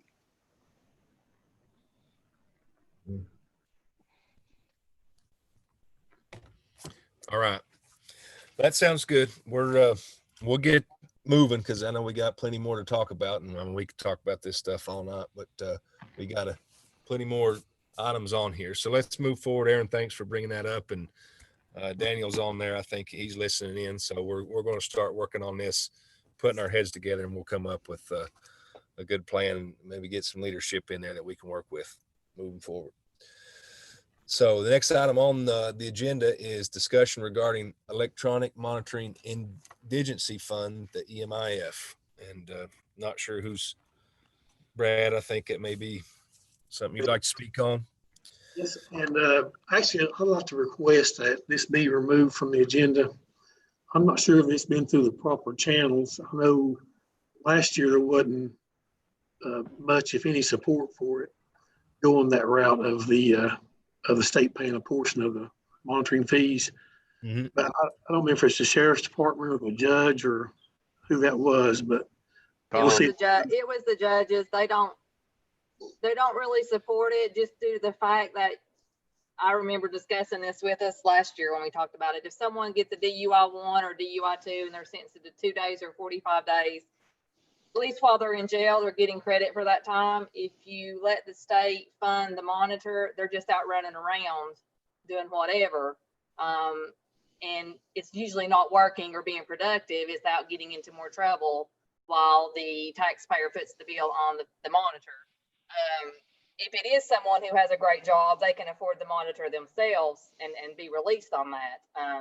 So there was a lot of problems with that in the courts. I know Judge Bowers did not support continuing that. So I still think that's still the feeling. Okay. Yeah. I think also it seemed like that, I mean, a submission deadline on this something was like for the 15th, I believe, of September, wasn't it? Or, I mean, something quick. So, yeah. But yeah, no further discussion, no addition there. We'll scratch that and just move on. Mr. Chairman, Brad Johnson. Go ahead. Sorry to interrupt. It seems to me, did we not vote that down on the floor last year or the year before last? Yeah, we had a gentleman came in and he presented this, Yeah. and he was from Nashville or something like that, and I don't know all the details, but it was voted down. Yeah, it was kind of a last minute deal too. They tried to push it through. Yeah, that's right. With like 2 weeks within the time frame, and it was, Yeah, it was the guy that had $8 business cards. Yeah, yeah, that was right. He was a company owner that supported, or you could rent these ankle monitors from, that the state had actually used in the past. Yeah. So it's kind of a conflict thing, in my opinion. Yeah. Which is Isaiah and which is Tom. Oh, okay. All right. Comedian Johnston. We'll move on. And we'll just go into Governor's Local Government Support Grant. And Brad, I'll turn it over to you also. I know there was one request, at least one that was from the Highway Department. Okay. Hey, Roger, you on here? You'll have to unmute. I see he's muted right now. I'm here. There you go. And we did receive a copy of that in our packet of those plans, Roger. But if you want to talk on them again, go for it. I feel like this is the fourth time I brought this up. It's still the same package. I think there's money out there for this, and I can repeat myself on and on, I guess. In my letter, I put down the full amount, half the amount, and 1/3 the amount. Whatever money that is available, the Highway Department could use it, and it's still just for the asphalt itself, with the Highway Department doing all the labor and moving all the materials.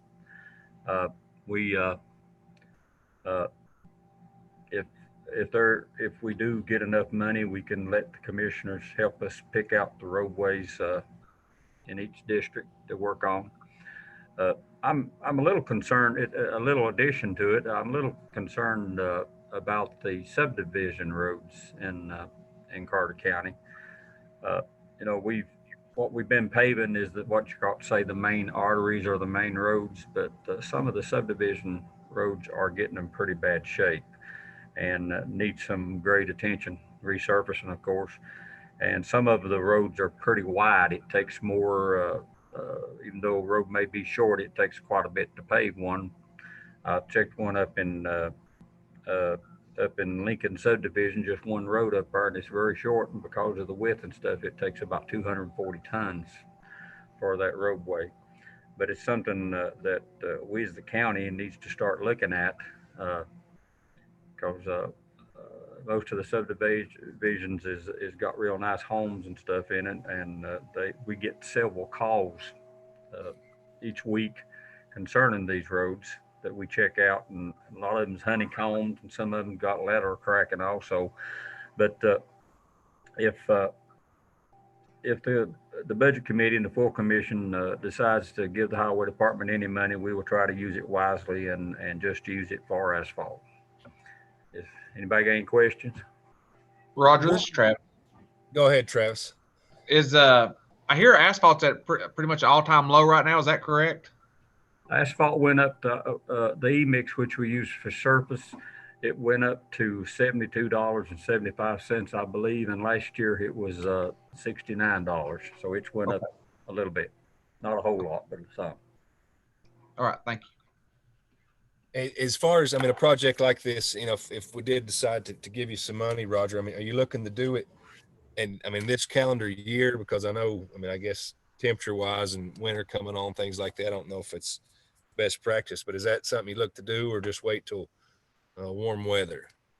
We would, if we have the money and time, we would try to get as many roads as we can before cold weather this year. This year, but then next spring we would start again and try to get it all done by June or last June. So I mean, if we just come up with, you know, kind of some places we'd like to do, and the money, of course, I mean, you could probably start, you know, I guess as soon as possible, or once you got, you know, some pretty good idea of where to go then.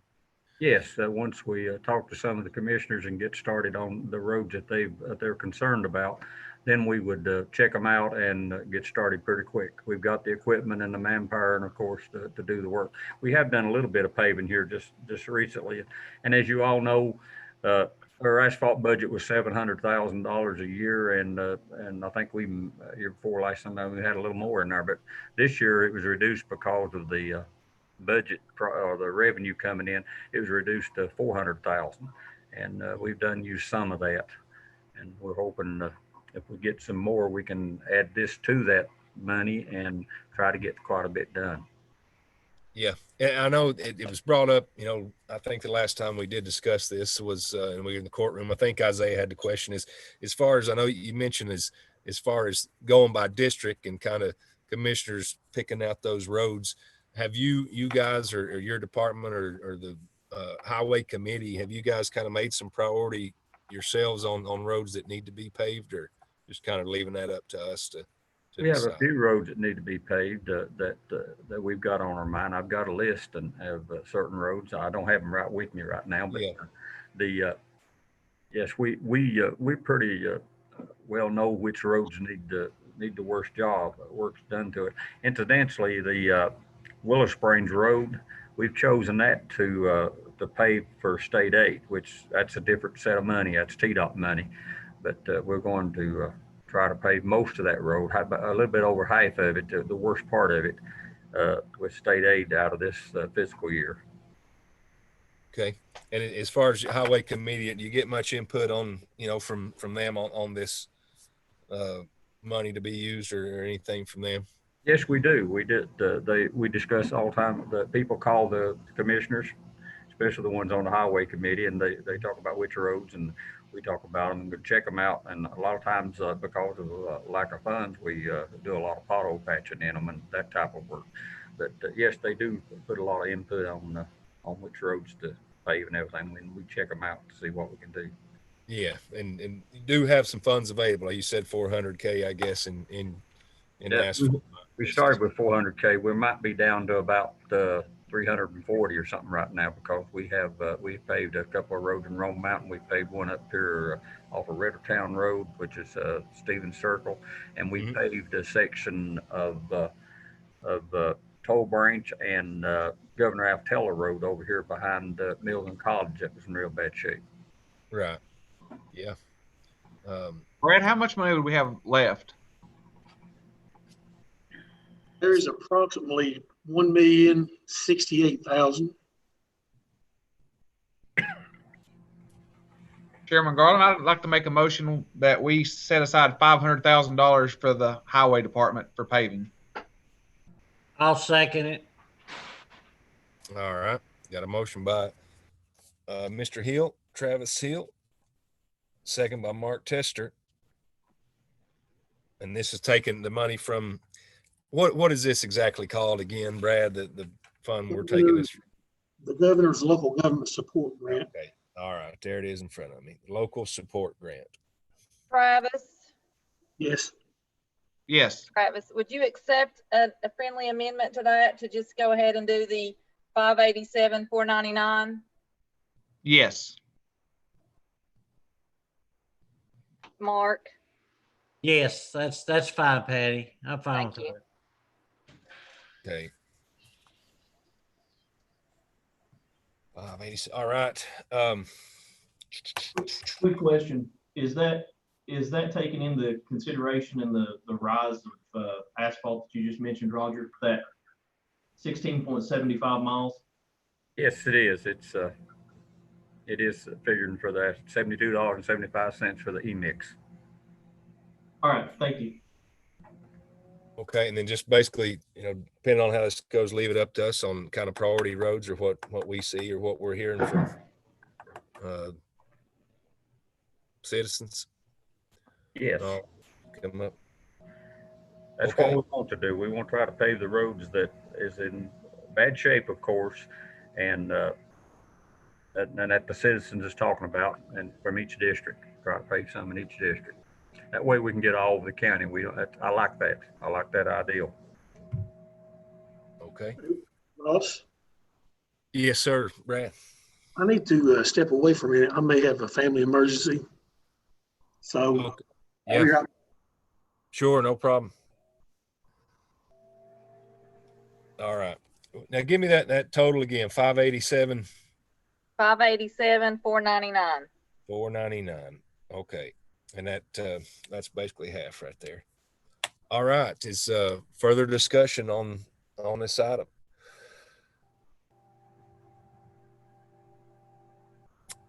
See none. I will call the roll on this. Is take 587 from the local support grant for the highway, the asphalt improvements. Mr. Willie Campbell. Yes. Patty Woodby. Yes. Mark Tester. Yes. Isaiah Grindstaff. Yes. Ross Garland, aye. Travis Hill. Aye. Mr. Frazier. Aye. And Kelly Collins. Aye. All right. Motion carries, Mr. Colbach. So thank you, all. I appreciate that. And I know the citizens of Carter County will appreciate it. And I know it's got to go through the full commission, but hopefully that works out for us. Yeah, hope so. And we'll, in the meantime, be kind of working on some getting to some roads and find out what people are after, what they need done. So thank you for that. I just want to, Commissioner Garland, I was going to tell Roger, I just wanted to say thanks to him. And I really always appreciate him respecting the committee. I really appreciate that. And thank you. Thank you. Appreciate it. Yes, Roger, I'd like to echo my sentiments. Anytime I've ever had a problem in my district, you've always been on it as soon as I've called. So I really appreciate that. Thank you. We try to get to it as soon as we can about any problem. Sometimes we run into a problem we're not responsible for, but it's not part of our work scheme here at the highway department. But if it does, we try to work on it as soon as we can. We got a buck call on there, something doe call somebody. All right, Roger, thank you. We had Brad step away there. That's our next items was his kind of report. And Ross, he's back, I believe. Yeah. What? Brad's back. I'm sorry, I'm gonna have to leave. Okay. You okay? Everything okay? No, sure. All right. You take your time. That's you do what you got to do. We can work this out as best we can. Let us know if we can help you. Hope everything's all right there. We added the building and grounds. They had some stuff. Austin, you still on there with us? Hey, Ross, Yeah, who's that? it's Isaiah. Okay. Just down below page 21 is, well, page 22 is 23. The captain here had a request for the budget committee that was also for those governor grant monies, should be in your packet. He wanted to speak about that. Yeah, that's right. I remember seeing that. I can't get my packet to come up again. I've lost it or something. Go ahead, Captain Smith, if you're there, if you want to talk on that, sir. Floor is yours. Oh, I'm here. All right, let's hear it. Okay, what we're needing is up to $20,000 to obtain and hire a frequency coordinator to work on the county communications project that we've got. What needs to happen is we've got to have the frequencies and they've got to have certain designations, and only a frequency coordinator is the one that can do that. So I need to get that in place before I can do the final portion of the RFP that needs to go out. And whenever I turn this over to them, it takes roughly about a month for them to go in and do all the research and engineering work that they need to do to come back and let us know that we will be able to utilize whatever frequencies and get those licensed correctly. Okay. Is this going to be like a permanent position, or is this basically like just consultation? It's I guess you consider it a contractor to us, is what it can be. Right. It's not one particular person. It's actually a team of people. Okay. You got your engineers and then the frequency coordinators, and they work together in order to get the necessary paperwork with FCC filed so we can have the correct designators on our frequencies on the mountaintops. All right. And we got somebody currently doing this for us, or is this just something? No, this is just, it's a one in a, I guess, a lifetime thing, because what they have to do, like I say, is just, they have to license those particular frequencies for the particular mountaintops. Okay. Just like looking at 4 different sites. So they go in and they research what is available and go ahead and make application for the licensing to FCC to give us those frequencies. Yeah. And this would be in conjunction on the new, radios and antennas and all that, right? Yep. All together. Okay. Well, got any questions for Captain Smith? Anyone? Mr. Smith, would that just be for the sheriff's department only, correct? Do what? Would that be for the sheriff's department only? It's for the county. Okay. It'll be for the whole county. Okay, thank you.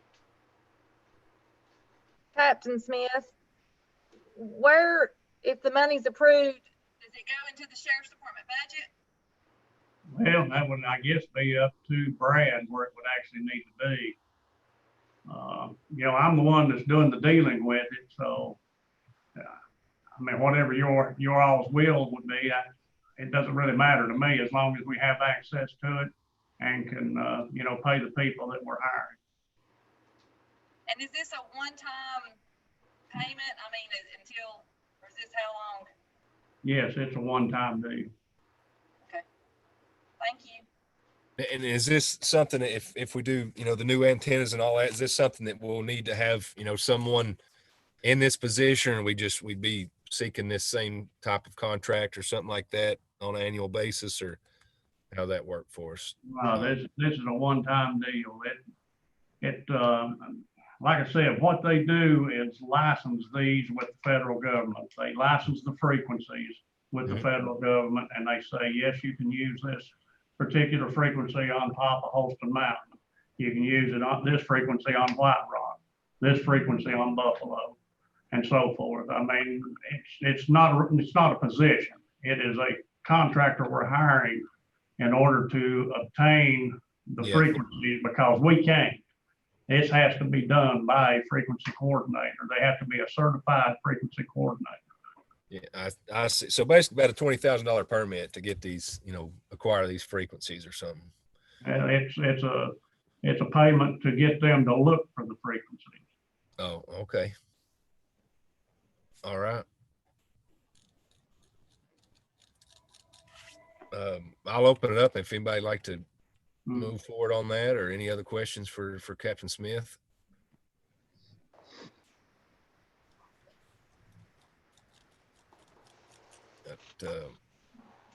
Any support on that, or just kind of set this aside? Maybe we can talk about it another time.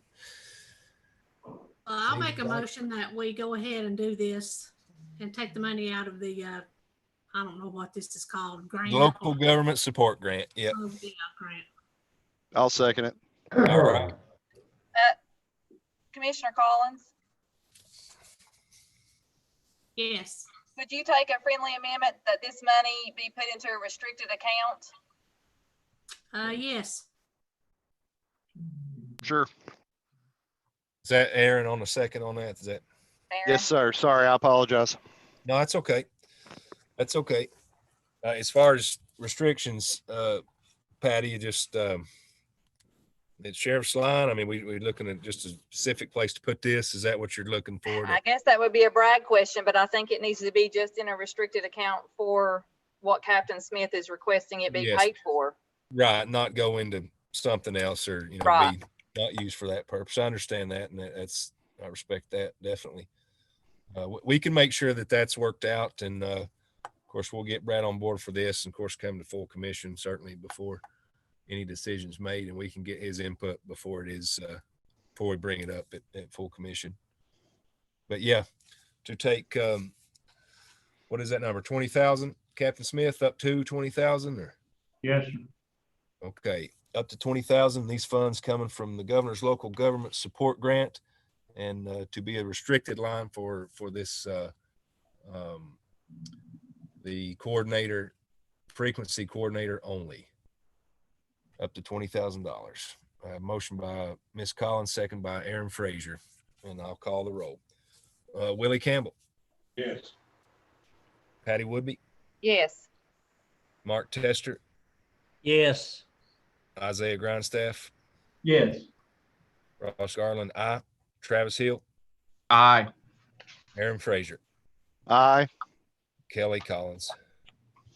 Aye. All right. Motion carries. Thank you. Yes, sir. Thank you, Captain Smith. Thanks for bringing that up, Isaiah. I remember that in there, but I wasn't thinking about it at the time. So I don't think there's anything else on that topic anyway. And Brad's gone. So if Austin is there, I'm sure he's been idle and not spoken long enough. He's probably ready to talk. Where you at? I'm not quite sure what you mean, Ross. Well, you know exactly what I mean, but let's hear what you got for us. So we've got about 3 or 4 different things. Well, I guess 3 that's come up. So yeah, tell me about it. Y'all spending far out of money anyways. Might as well spend We're going on 2 hours already, so make it quick. Let's hear it. So first thing is, if y'all will check your emails, I sent around a little earlier. We have a request that had come out of the mayor's office. He's wanting to pave the parking lot at the planning office, which totals $20,228. That was going to do some excavation and drain work back there. The intention behind it is they're kind of limited in the planning department, so he wants to get that fixed in the back where they'll be able to park the planning vehicles in the rear and be able to leave the front outside for customer parking and try to free up some other parking spaces in the courthouse. Okay. Mr. Chairman. Yes. That will include around the probation, all the way around probation and in between the buildings. it'd be all completely paved back there. Okay. I see that. Mr. Chair, quick question for Roger. It says that the asphalt mix is $100 a ton at the estimate on this. Is that correct? Yes, that $100 is got the price of the asphalt, price of the fuel, and the manpower and use of all the equipment. We was at last year we was doing it for $80 a ton for the school departments and stuff, but we've gotten a bigger crunch on our money and stuff and everything, so we raised that to $100. Okay, and I don't have any issues with that, but in the future, if you can send us an updated one that kind of mentions that in there, just because, you know, we were just talking about $75 a ton or $72 a ton, and now, you know, we just see something that says 100. But yeah, if you could add that in there, that would definitely make that better. Yeah, I can see how you could question that but it does cost quite a bit to transport the mix and also the manpower out back there working. You know, you get you in a project like that, you get 10 to 15 people manpower per hour and stuff, and still at that price, it's pretty economic price. But yeah, I can put more detail on that in the future. Roger, on this question about that though, is that a different type of mix than what we're? I mean, that is that a different mix than what you're laying over top? Because I know you got do a lot more intense before you do your, you know, because that's not paved back there, and the roads that you're going over is already paved, so it shouldn't be nowhere near as. I think I don't have that estimate right on, but I think we estimated about 3 inches of pavement. And of course, we put some price for some stone in there, but we may not need that stone because it just depends on how much is back there right now. But one of the reasons we put stone in, we're going to have to grade that parking lot quite a bit. The drainage is coming off of the existing pavement lot in the back of the courthouse and running over to it. And there's just a little area, there's a catch basin back there, and somebody's put in some plastic pipes, and that drainage is not working. It's standing full and stuff. We're going to have to kind of grade that parking lot away from the buildings back toward the block wall and probably establish a paved low ditch right against it, you know, just a little valley, a couple inches lower than the regular asphalt to where we can carry the water down to that catch basin. And we might have to do some work even in the pipelines wherever that drains to. I don't know. I know the catch basin is full of debris that we're going to have to clean out, and the pipes and stuff going to the city drainage system it's probably hooked up to that. We might even have to take our water truck and wash some of that out to get the drainage to work right and get it away from the buildings.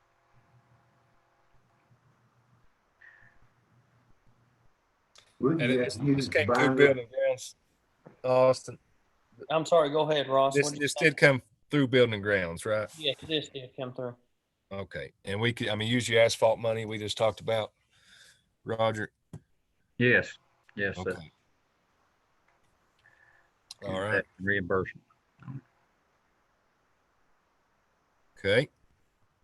Any questions or floor's open if anybody would like to make a motion? I'll make that motion that this come out of our capital improvement fund. I think we should have plenty of funds there available to do so. Okay. I'll second that, Aaron Frazier.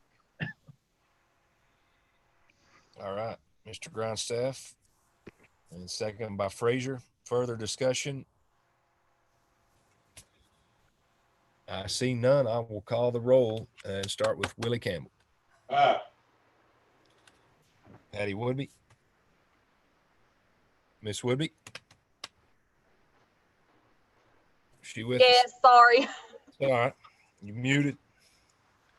Mark Tester. Aye. Isaiah Grindstaff. Aye. Ross Garland, aye. Travis Hill. Aye.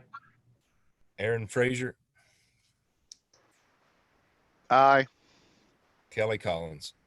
Aye. All right. Motion carries. We're all getting along tonight. Here we go. Next one. What you got? Next up, if you'll check your emails, I sent you a quote from Keller Glass. And this is for $8,705. And this is to put glass enclosures around the clerk's office like we have done in Mr. Taylor and Mr. Lewis's office. And this didn't get to come through committee because we didn't have time to get it through. It was after the fact, but I spoke to the committee members and they was fine that it didn't get to come through. With budget to know where it's got to go. And I'm pretty sure when I had talked to maybe Brad about this once before that this could be paid for out of the restricted COVID money since it would be related to that. Okay.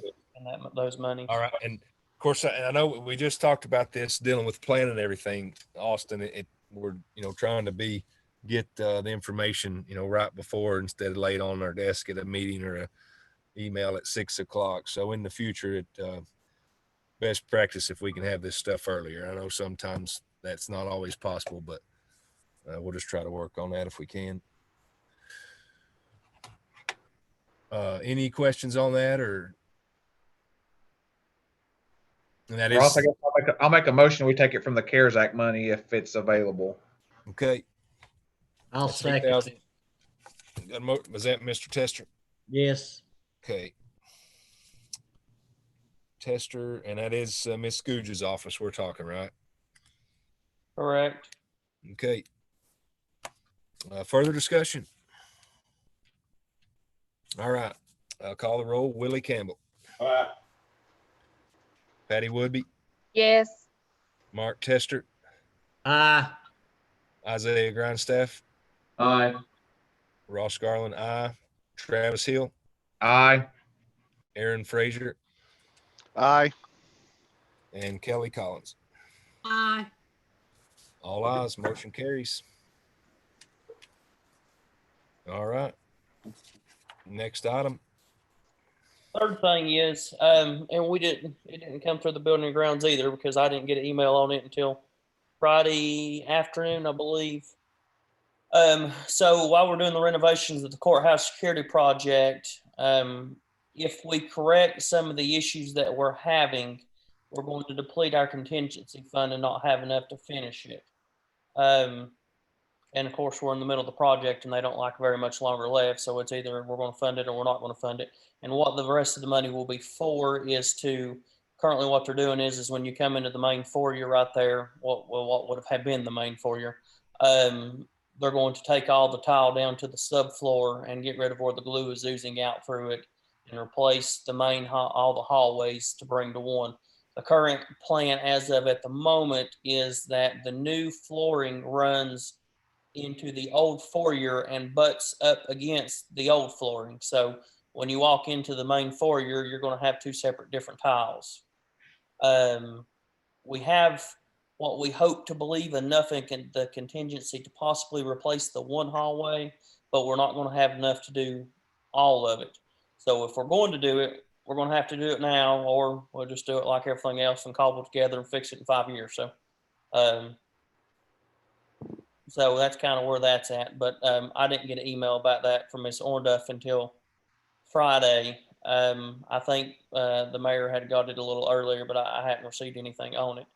And we spent a little bit out of the contingency fund, so I believe that's where it's at, as it's kind of running a little dry. But that's just what amount are you talking about on that?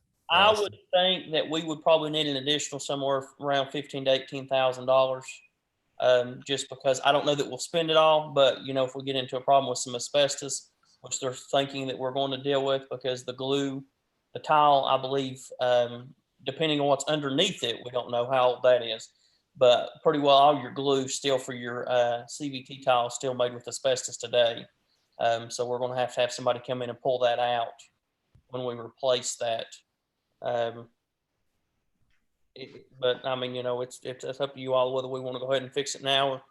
My main concern with it was, of course, the tile looks awful. The glue's oozing up through it, and the main thing was it wasn't fixed properly when it was done.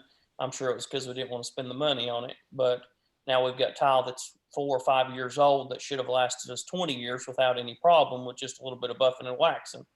And then the second thing is that when you walk out the main door in the courthouse, you're going to have two separate tiles at the main entryway. And I mean, they're completely night and day different. So, you know, but just whatever we need to do to fix it and rectify it, make it look like, make it Right. look. Well, I mean, I think we need, if we're going to do the project, just do it right and be it uniform and uh, do it while we're at it now. So, What about, is there enough funding in there for capital improvements to take care of it? Oh yeah, I'm not quite sure exactly the total because Brad isn't here, but we should have had somewhere in capital outlay. We've probably got somewhere between to 450,000, maybe 500. I'd make a motion that we take 18,500 from that to set aside to finish the flooring. I'll second that. second by Tester. So 18,005 or up to 18 or what that number? Does it matter? Ross, if I can interject here just a minute, if we could just move that money, make that motion that we're moving into the courthouse security fund, our project, and then that way, because if we need to spend something on some other things, if we deplete the money on the flooring, we may go ahead and deplete what money we've got in there now on flooring, and we need the money for something else. But if we earmark it for the floor, then we can't pay out. I know we've got like a door hardware change coming that we've got to pay for its contingency. So I'm afraid if we specify it directly for the floor and not for the courthouse security project, I don't know how Brad will make that work if we, if he says, well, we spent all what we had on the floor, so this money was supposed to be for the floor, now we can't spend it. Right. Okay. We'll make that question for Brad, but basically the motion is to move up to 18.5 from basically capital outlay into the courthouse security line. Or is that what I'll accept that friendly amendment. Mark, you good with that? So will I. Okay. Mr. Chairman. Yes. Mr. Mayor. Let me dust the tire tracks off of me first, but I got to notice about one day before Major Austin did. So yeah, I'm still. I noticed he laid you out there a little bit about it. Well, yeah, I'm not saying it was him that done it. We all, I mean, we know what we're in bed with, but now we just got to get out of it. So. Yeah, just put the mayor in. That's all right. Okay. Is a previous mayor, previous mayor. Yes. That's what I keep telling everybody. And to shed just a little bit of light, this was discussed whenever I was building a Grant's chair. Whenever we done the layout, I think if Commissioner Johnson can remember, we had the same conversation with the previous mayor. We wanted to kind of fix the hallways because when all this was going about is when we actually laid the new tile down in the hallways. We were wanting to postpone that, and we were told no, and that we would continue. Of course, thankfully, I guess we did, because here we are several years later. But we were going to hopefully have that taken care of, and we were kind of overridden. So, Austin, if I can, is there any way that you could get a better, like a more finite estimate on that for the full commission meeting, just to kind of tie that number down a little bit more? Possibly. I've got to meet with them in the morning. She has us an estimate now for just replacing the one hallway. So I'm thinking, if I understood correctly, kind of rough guessing it here, I think she told me it's going to run about $28,000. And we only have about 15, give or take, left that we can spend on the floor now, and that's draining our contingency fund. So that's what the little extras left over for if we do have some other items that run into, or if we get close to construction. My intents plans is letting them give us on price while they're in there, maybe going ahead and stripping all that wallpaper down that one hallway off because it's bubbling in the corners where it's got moisture and stuff behind it. And I've had people just complain right and left about it, and we're not doing nothing to fix it. So while we're replacing the tile, I'd love for them to go ahead and pull that off the wall and paint them walls back too. But I don't know if we'll have enough money when we get down to we'll have to wait till we get towards the end to see if there's enough in there for that. But the number she threw to me was around $28,000. Just to replace the one hallway's running a little over 15,000. The other hallways at the main entrance and stuff's quite a bit larger. But I don't think it doesn't have as much of the issues. The main issue that we're having right now with that kind of side entrance besides the clerk's office is tile has been laid over top of tile, from what I'm thinking, 2 or 3 times. And so they're having to strip all the way down to the subfloor, which is what should have been done. And that's why we're having issues with the glue oozing up through it, is because they continued to lay it over top of the tile. So. Thank you. Okay. Anybody else? So we're going to move about 18.5 then, I think was the number. Into the courthouse security. I will call the roll. Willie Campbell. Patty Woodby. Yes. Mark Tester. Isaiah Grindstaff. Aye. Ross Garland. Aye. Travis Hill. Aye. Aaron Frazier. Aye. And Kelly Collins. Aye. All right, unanimous. Motion carries. Next. Right, I appreciate it. That's all I've got on building and grounds. Just another side note, though, as a commissioner, I wasn't asked to do this. I just had spoke to the department head, and they were having some issues and wasn't saying a word to us about it. But with us dealing with all this government money and us handing it out, I feel like that we should revisit it. Mr. Taylor has had one of his vehicles go down. His transmission has went out in it. And I think, and he was telling me his maintenance line item was pretty well going to more than deplete it. I think he was going to be over about $1,000 in that. And I know that he was good enough to remove his money out from purchasing a new vehicle. And I would like to see if we could, as a commission, take some of that government money and fund that line item back, because it's not a recurring expense, and he keeps those vehicles for quite some time, and let him get some newer vehicles back in there. And you know, they put quite a few miles on it, and they are part of our larger revenue system in this county. So, you know, I definitely right now it's not the time for them to be down a vehicle when they're trying to do reappraisal. You know, and it most time takes several months, or depending on how backed up the garage is, to try to replace the transmission. So, you know, I felt we'd be better off to try to go ahead and get them another vehicle. And you know, he was good enough to help us out. Unfortunately, we've been awarded this money, so I think we need to divvy it to the departments it's digging some of these items. But that's all. I would like to reiterate what Commissioner James is saying. I am also aware of the vehicle need in that office, and he did cut that out of his budget to help to balance the budget.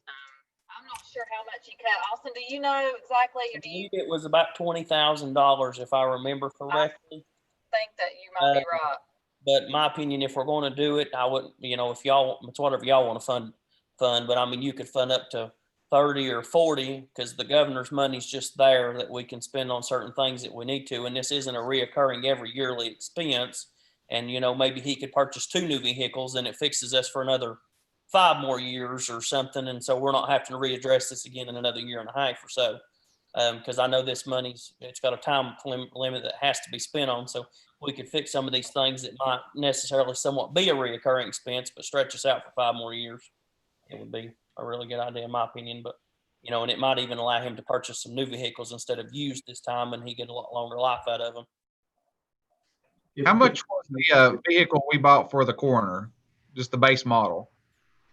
I want to say 32. Captain Smith, do you remember? The Durangos right now are running about between 26 and 28,000. That's your base model. And the 32 was because we had all that stuff put on it, which you wouldn't need. No, that doesn't include the equipment. That's just the base price. But right. That was a police package. Now, yeah, it could be a little less for a non-police package, which is what he would need. And Ronnie was in the parking lot when we brought the coroner his vehicle, and he actually looked at that vehicle and loved it and said it would seem to look like a great vehicle. So that's, you know, he did see that vehicle. I'd like to put a motion on the floor to set aside up to $50,000 for up to 2 vehicles for Mr. Taylor's office. I'll second that. And that will come out of the governor's money. All right. The local government support grant money, up to $50K to be put into the assessor's, I guess, vehicle line item. Motion by Hill, second by Ms. Woodby. Any discussion? Ironically, the day that he was looking at the coroner's vehicle, his vehicle was leaking something out from under it. I think the mayor was outside with us when he was sitting there in his vehicle. I was. Yeah. So it was just ironic that he was looking at the new vehicle and his was doing something crazy too. So I think it's a good investment on that. Okay. How old is his right now? Does anybody know how many miles it has on it? They're very. I've, Mayor, do you know the year of those vehicles? Commissioner Collins, is Commissioner James. I am pretty sure the one that the transmission went on, it is somewhere, I believe, between a 7 or 10 model, and I believe he's got close to 140 or 150,000 on it. Which now everything he's got so far up to this point, he has purchased off the Forestry Service for one of those agencies. So everything he gets usually has, I believe he told me 70 to 80,000 on it before he gets it. And he still uses them about 4 or 5 years after that fact. So, these vehicles probably could potentially, if he buys new, last him 10 years without any issues. And he did show me last budget year when he was talking about vehicles, he has one filing cabinet dedicated to service records of transmissions and oil issues. I mean, he's kept everything, and it was a full filing cabinet of just having the vehicle serviced for issues and whatever they may need. So it's probably a new vehicle possibly is a savings, as it was for the coroner. One thing I'll add to that, this is Isaiah. I think not only this year did he cut those monies, last year he cut those monies. If I'm not mistaken, he's cut those monies the year before last as well. Because he came to us a couple of times, basically just letting us know that, he was not going to ask for a new vehicle. He was not going to ask for any monies for vehicle other than just a basic repair line. And he had even cut his basic repair line. And he said that if I ever have any issues, he said, Jim's are going to have to help me. He said, because I won't be able to afford it out of my budget. So this is something I think that's been several years in the making as well. All right, let's bring it to vote. Willie Campbell. Aye. Yeah. Patty Woodby. Yes. Mark Tester. Aye. Isaiah Grindstaff. Aye. Ross Garland. Aye. Travis Hill. Aye. Aaron Frazier. Aye. Kelly Collins. Aye. All ayes. Motion carries. Guys, I appreciate y'all. Keep up the good fight. Yep. We'll do it. Thank you. That's really, that's all we got for new business wise. Budget amendments are coming up. Why don't we take about 8 or 10 minutes? I'll see if we can get Michael on the line. Maybe Michael, you're not on here now, are you? Michael Kennedy. No, I don't see him currently on here. Okay. There's no unknowns. I might shoot him a message or something, see if he's available to help us out on this. We can probably get through it on our own. It didn't look like there was too much there'd be any questions on, but I'll see if he can help us. But let's take about 10 and I'll see if he can get us on the line. We'll take a break.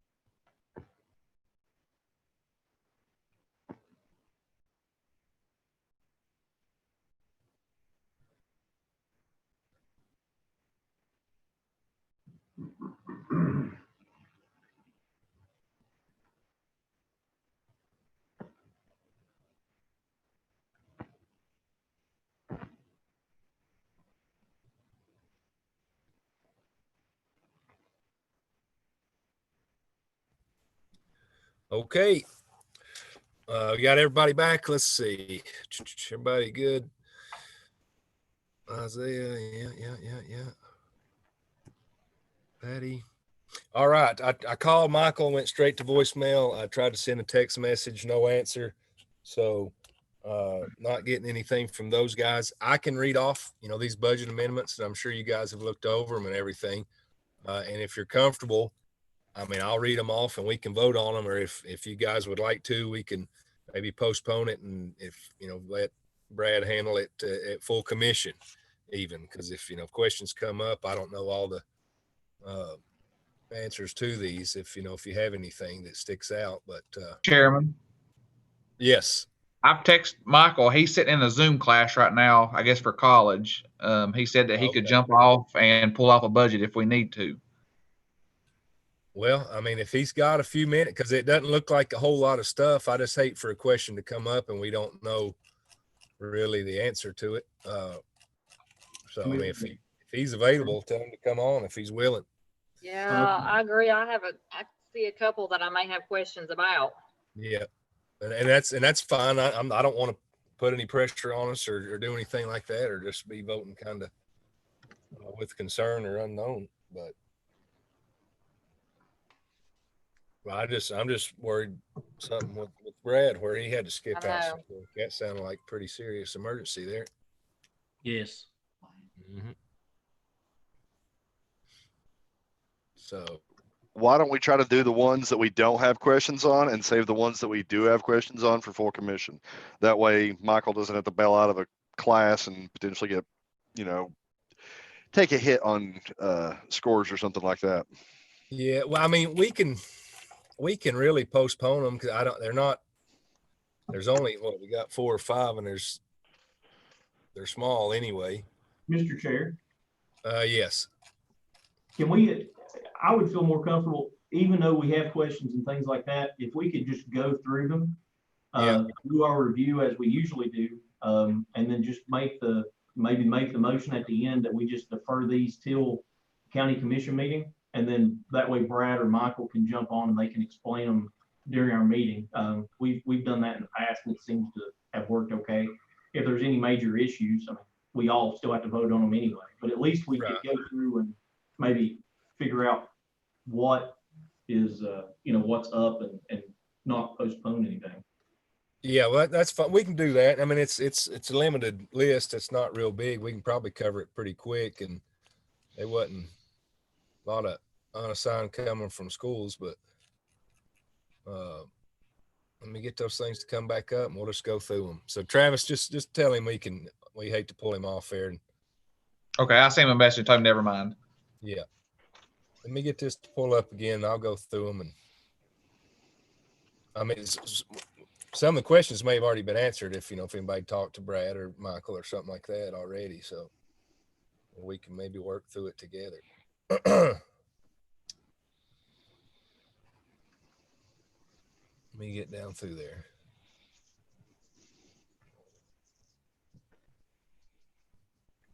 But I guess we'll just hold off on the motion to approve it and just defer it to Monday night at full commission. So we'll start with General Fund 101. And of course, I guess get your packet together, be taking a look, and I'll go down like these guys do.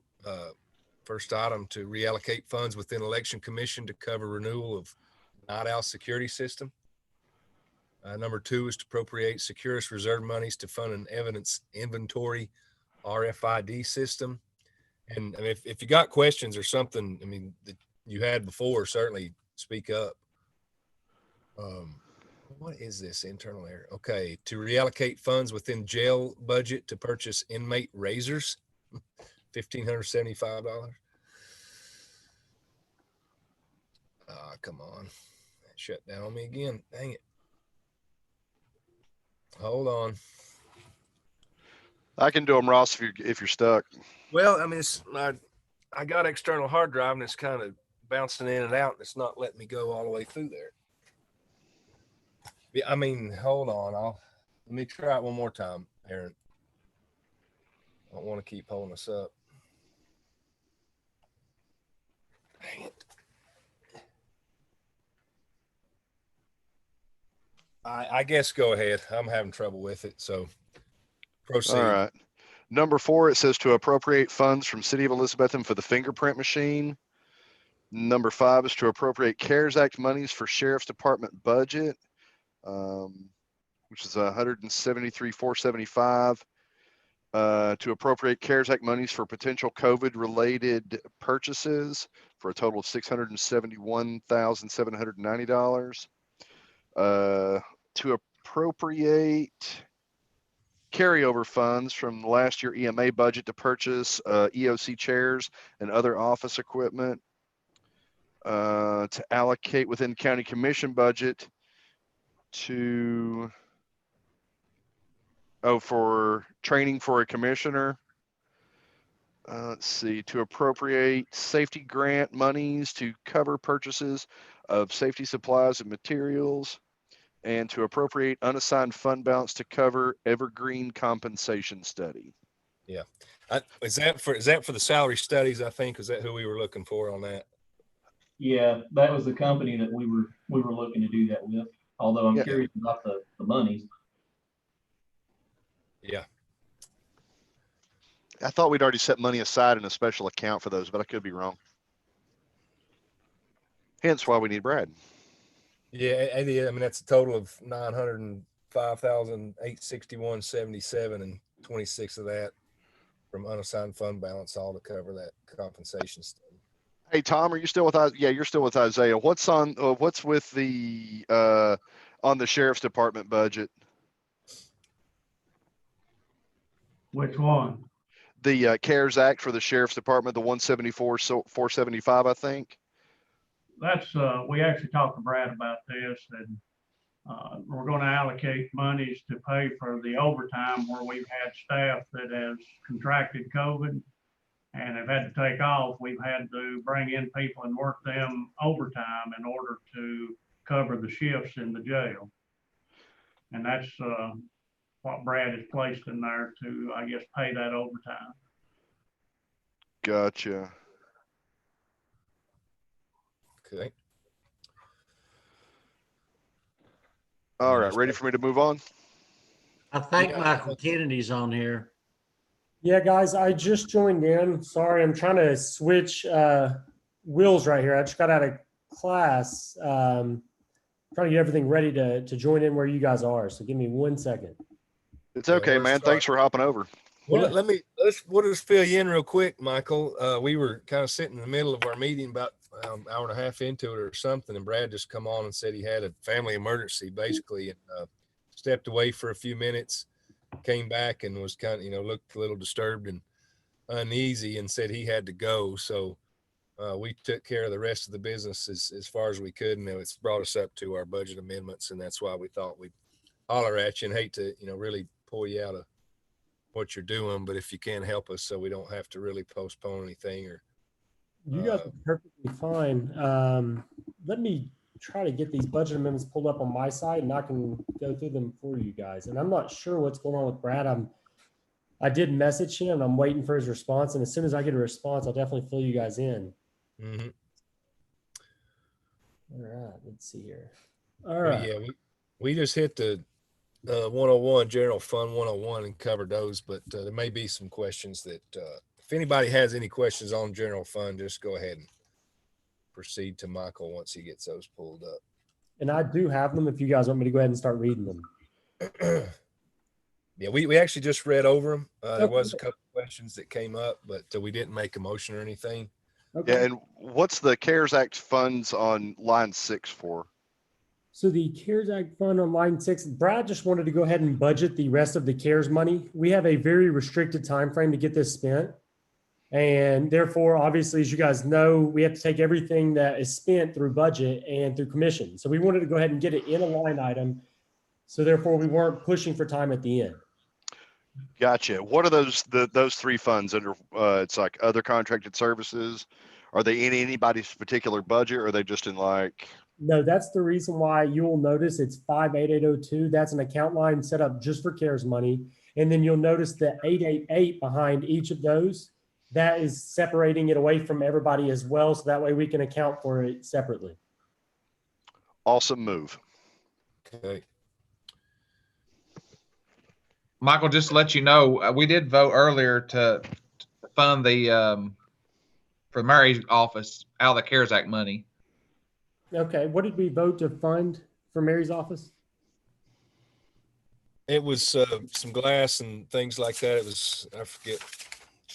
It was the killer glass and windows. Yep. 8705. 8705. And I think Austin had sent out I guess the invoice or the estimate on that. I'm pretty sure. Okay. I'll forward you a copy. Let me see if he sent it to you. I'll forward you a copy if not. That would be perfect.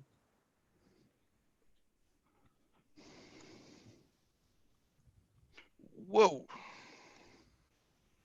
And as far number 10, 26,000 for unassigned fund balance for the Evergreen compensation study. We weren't sure if we'd set aside some money for that, or we're just now making that So transaction. that is essentially just to budget the money, because the project started last year and it was postponed due to COVID. Okay. And when you close out the books, that money went back into fund balance. So right now we're just pulling that back out. So in case the study gets done this year, we have the money there to go ahead and pay the people. Okay, that's good. So we set up to 26 for that study then. All right. Okay. That's 26,000 from unassigned on that. If there's not any questions, if you all are comfortable, I'll open the floor for a motion if you want to accept these. Motion to accept, Aaron Fraser. All right. Motion by Mr. Fraser. Here's second.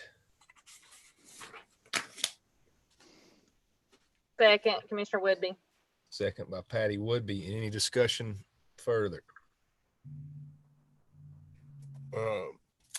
Get my pen and I'll call the roll.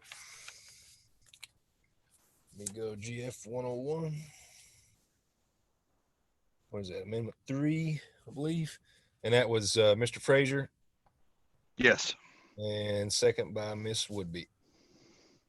Okay. Willie Campbell. Aye. Patty Woodby. Yes. Mark Tester. Aye. Isaiah Grindstaff. Yes.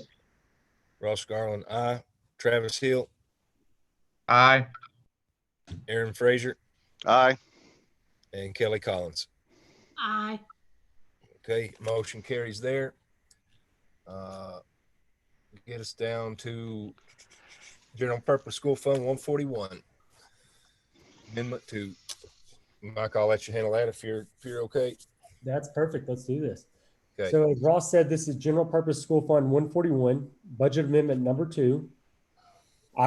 There's 8 items. Item number 1 is to appropriate donations from United Way for purchasing technology equipment.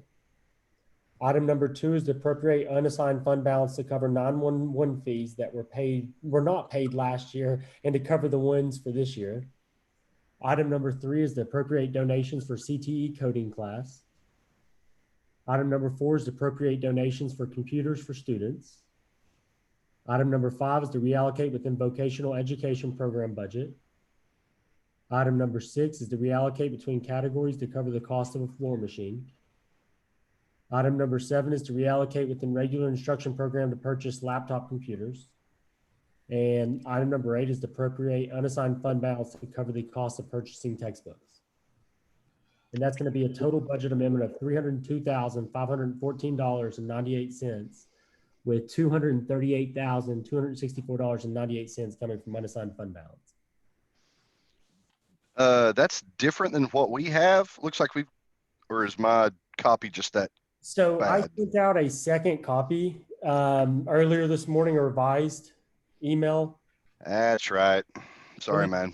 You're good. And the difference will be in item number 8 there. I got a text from Mr. McAbee when we were in financial management meeting this morning that we need to increase that to $235,000. So that's the only difference.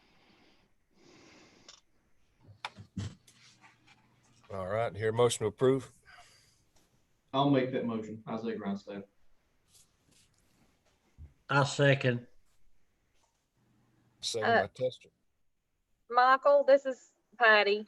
Yes. Just out of curiosity, are the school system receiving just donations from the general public for computers, or what is that? That's what it looked like to me. And I think they are. I think United Way helped them out. And is Gary on here by chance or no? No, he's not on here. And there was a person, from what I was told, and again, this is hearsay, there was a gentleman who paid for it, but he didn't want his name to be released. And it was Okay. to go for just computers for students. Well, that's great. Yep. I think that Michael, do you donation remember? I'm sorry. on the bottom of our donation list, I believe, for United Way, I think. But Who go was- ahead. Michael, I was just going to say, do you remember, did they not budget 350,000 for textbooks in this year's budget? Off the top of my head, I can't remember, and I don't think they did. I think they cut it back drastically to I Okay. think 150 or 175, somewhere smaller, because they were trying to do something I think more electronic, and they're moving back. So this Okay. is to increase their budget. I have to look up the exact amount. All right. We got a motion by Mr. Grindstaff, second by Mark Tester. Any other discussion? And I want to stop you guys for a second. Brad just texted me. It actually was worse than I thought it would have been. If you guys would like to know, his oldest daughter, I think, just passed away. My gosh. Oh my Lord. I think everyone probably should say a prayer for him at some point. Absolutely. Is it any story behind it? Been sick or anything? Or I'm not sure. oh man. Michael, Yeah, remember this is live, I know.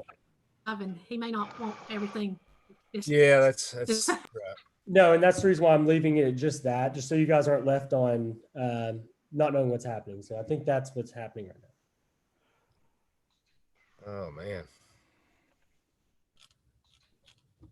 That's tough.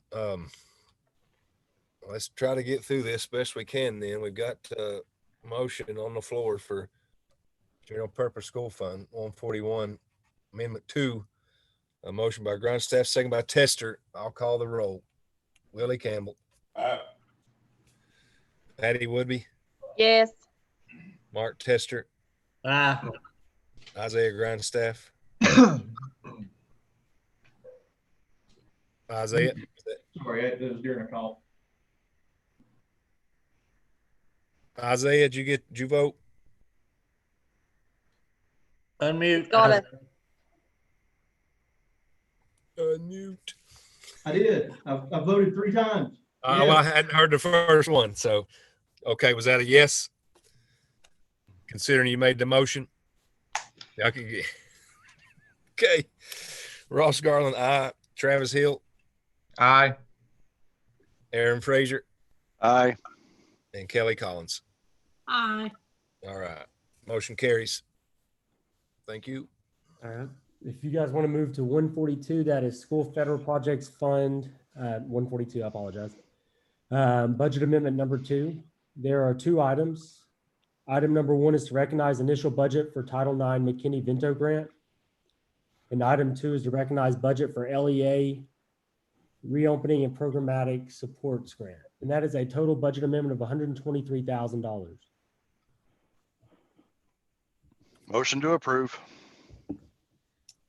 Here's second. I'll second. Isaiah Grindstaff. Okay. Any discussion? I'll call the roll. Willie Campbell. Patty Woodby. Yes. Mark Tester. Aye. Isaiah Grindstaff. Yes. Ross Garland. Aye. Travis Hill. Aye. Aaron Frazier. Aye. And Kelly Collins. Aye. All right. Motion carries. Right. The next budget amendment is Central Cafeteria Fund 143, budget amendment number 1. There's 1 item, and that is to reallocate funds within food service program to cover annual menu publishing fee. And that is a total budget amendment of $2,000. Motion to approve. I'll make that motion. Isaiah. Second. Second. Travis Hill. Travis Hill. All right. cafeteria. Any discussion? 143. Number 1. Okay, Willie Campbell. Patty Woodby. Yes. Mark Tester. Aye. Isaiah Grindstaff. Aye. Ross Garland. Aye. Travis Hill. Aye. Aaron Frazier. Aye. Kelly Collins. Aye. Motion carries. All right, so if you guys want to go on to page 29, this is the August 2020 donations.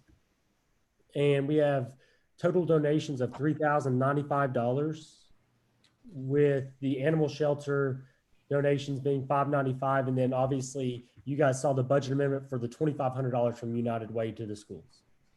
So I just ask for your approval of that. Motion to approve, Aaron Frazier. I'll say Isaiah. Isaiah. I will call the roll. Willie Campbell. Aye. Patty Woodby. Yes. Mark Tester. Aye. Isaiah Grindstaff. Aye. Ross Garland. Aye. Travis Hill. Aye. Aaron Frazier. Aye. And Kelly Collins. Aye. Motion carries for donations. All right, and then the last donations we have are non-monetary donations to the animal shelter, and the non-monetary Walmart donations for the month of August were $675.88. Motion to approve. Motion. Isaiah. G second. Second. Collins. Willie Campbell. Aye. Patty Woodby. Yes. Mark Tester. Aye. Isaiah Grindstaff. Aye. Ross Garland. Aye. Travis Hill. Aye. Aaron Frazier. Aye. Kelly Collins. Aye. Unanimous. Motion carries. All right. I think that's all we got there. Michael, thanks for stepping up and taking care of us on that. Absolutely. We You guys- appreciate your time. No, you're And that's very unfortunate. I hate to hear that for Brad, and we'll certainly lift him up in prayer in our thoughts and do what we can for him. So Absolutely. might have to step up there for him, Mike, in the office or whatever, but Yep. Thank you for your time. Anybody have anything, comments or anything you'd like to add? Oh, go ahead. Mayor, Yes. did you sit in on the bond sale today? Oh, I did. Wait. Oh, yeah. Wait a minute. Wait a minute. Oh, yeah. First Horizon. They were like nine bids, but they ended up, we had 9 listed to bid, ended up having 6. First Horizon is the one that got the bid. They're coming next Wednesday. We'll sign the paper. We're going, in 15 years, we'll save 2.1 million. We got a 1.32 interest. That's I'm not no money man, but I know that's good. Do you, Mr. Tester? That's good, isn't it? Yes, sir. That's great. But they did a great job. I forgot his name, but he's with Raymond and James, and he did a great job. And so Wow. when he said 2.1 million for savings in 15 years, I knew that was really good. So Yeah, that's good. I think that stipulation was about 1.8, wasn't it, before? I believe. oh, yeah, he said it come in way higher than they anticipated. That's great. With that being said, I need a copier. You need what? I need a copier. Oh, a copier. This guy, they can do whatever they want to. We owed the buyout on our old one was $1,099.73. They waived that and still dropped the price. I mean, it's still, I think it's high. It's $5,005, but if that's whatever you guys, we can still shop around and get something cheaper, but they dropped the $1,099 and dropped the price a little bit. So it's that one's got all the bells and whistles. I mean, we didn't want it, but they gave us the same price as they would the one without the bells and whistles. So yeah, whatever you guys think. Is this going to be a contract? Is that what you just said? I'm sorry, I missed part of that. Yeah, that'd be, yeah, we just, I want to talk with Brad. He said it's better we just buy it. Yeah, we'll buy it. So we're not doing a lease agreement? Well, yeah, well, not lease, but if we do the service agreement, it's like $48 and some odd, some change on the service agreement per month. The reason why I ask is if we were doing a lease agreement, which you're saying we're not, that would have to go before financial management committee because all leases have to go before their committee for approval. But if we're not doing a actual lease agreement, it's just a buyout, then that's fine. Yeah, well, Brad recommended us buying it if we did. So, but if not, we can get by with what we got. But Miss Whoopi knows how hard it was to run those packets. But I just want to throw that out there since we got that 2.1 million. Quick question, Mayor. What's the brand and model of the copier? It's a Sharp. It's a MX3071. That's all I know. Mr. Mayor. Yes. Is that buying out your contract on your old copier and then getting a new copier? Yeah, they're going to waive. They're waiving that $1,099.73. They're going to waive that, and then we get the other one for $5,005. Retail on the copier is like $6,000. So, Mr. Mayor. Yes, sir. Is there any kind of maintenance agreement or anything with that, or is it guaranteed so long, or in case we need it worked on? Well, that I've got all kinds of paperwork. All I see. It's like the service agreement was like 40, almost less than $50 a month. Okay. And so that's including the cost of the service agreement on the 5,005. Well, I'm looking. That's the only thing I saw different. Because if it's not, we need to make sure that we appropriate the money for the service agreement as well. Right. He's supposed to send me. It's in here. He just sent it right before. I hadn't really had time to look through it, but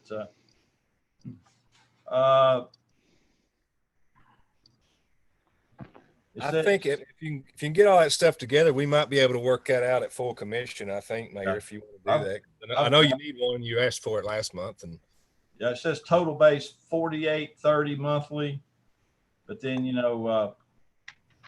that's all it says. It don't say anything about. I mean, that's just. Well, I mean, you probably got money in a contract line anyway for something like that, the $48 or whatever. Oh, yeah. We're basically looking to purchase the new equipment. That's what we need to do now, right? Yes. Yes, we do have money in our budget for maintenance agreements on the copier. Okay. Thank you. Okay. Abby. Make a motion that we set aside the amount on the invoice, $5,005 for the purchase of a new copier for the mayor's office. Is that from fund balance?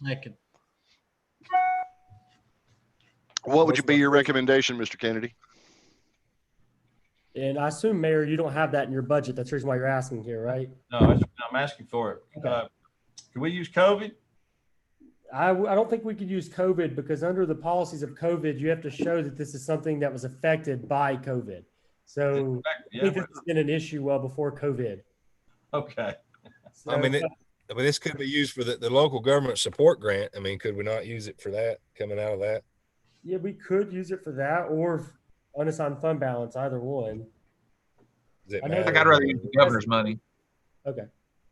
Did we approve any of the governor's money for the two presentations we had earlier? We need to let Michael know about Ronnie Taylor's vehicle. Yeah, we used several. And the highway department.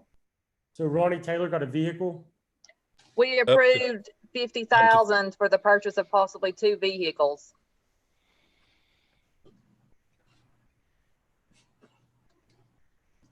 how about this? Let's get this one off the floor here. Let's we got the motion on the floor.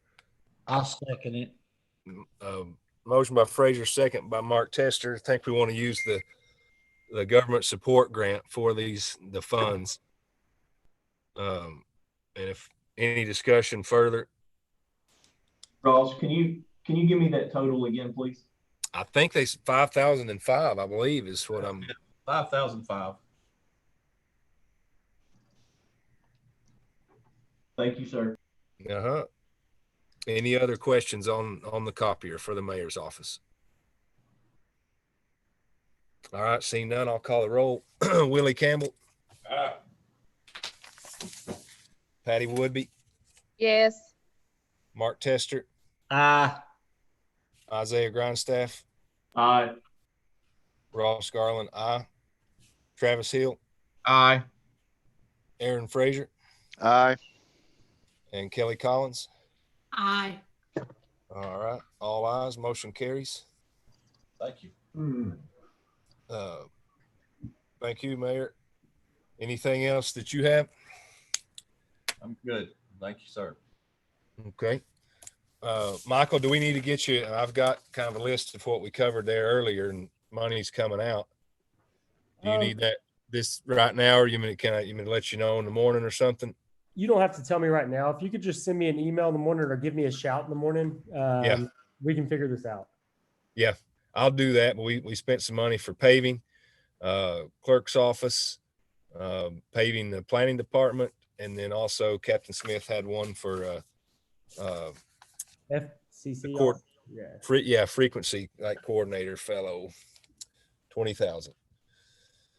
But yeah, I'll get in touch with you in the morning, and we'll work that out and give you the details on that so it's ready for next week.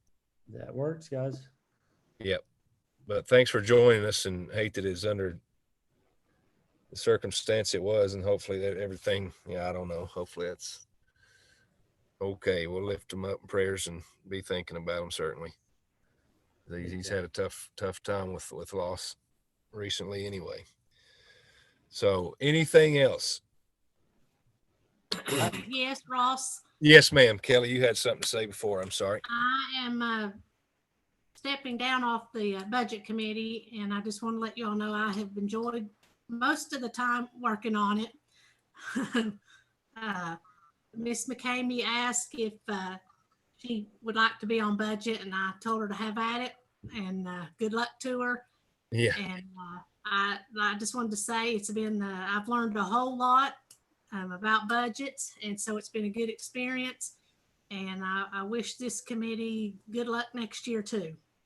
But yes, I'll still be sitting in on the meetings as much as possible.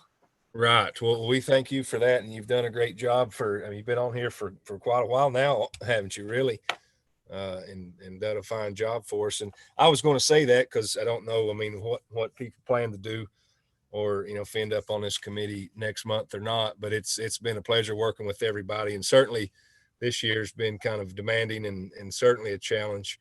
And I mean, it's been a great group to work with, and I'm just thankful that we've had such a good group, and I've enjoyed my time on here too. Depending on see how it goes next month, may see some new faces, but I think we'll have a good group regardless. And I certainly appreciate everybody working as hard as they have this year on this upcoming budget, and looking forward to see that thing through, and hopefully be in pretty good shape next year at this time. I just got a notification and sent it out to everybody that there's a grant cycle deadline approaching, and it's from Cliff Bars. If anybody has any small projects or anything like that they're needing to get worked on, you may want to consider applying. Okay. Thank you.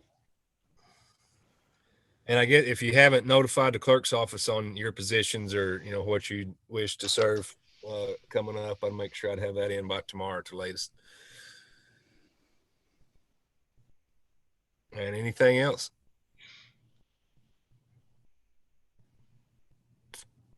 Motion to adjourn. All right. Yeah, we'll make sure Kelly gets the chance to adjourn.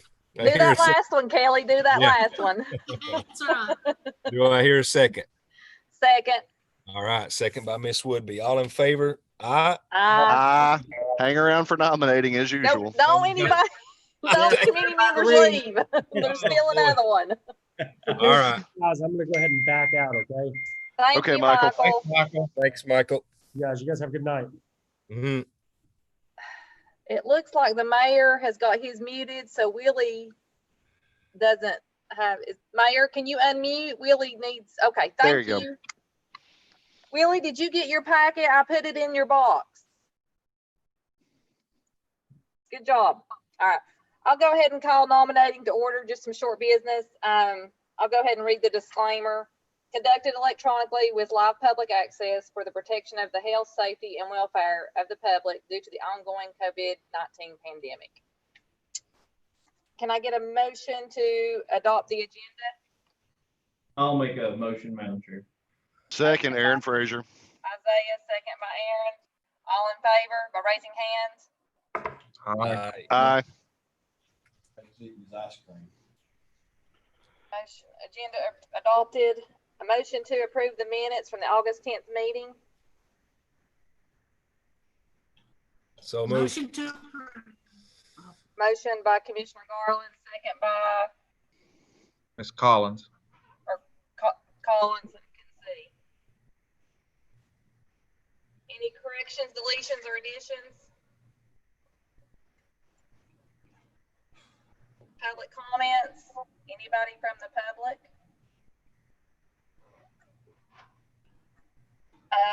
We don't really have any old business, but I did send out what we've put together as far as, I hope everybody got the committees. Attorney Harden has helped work diligently on that. We've got it pretty up to date. We're still working as we go.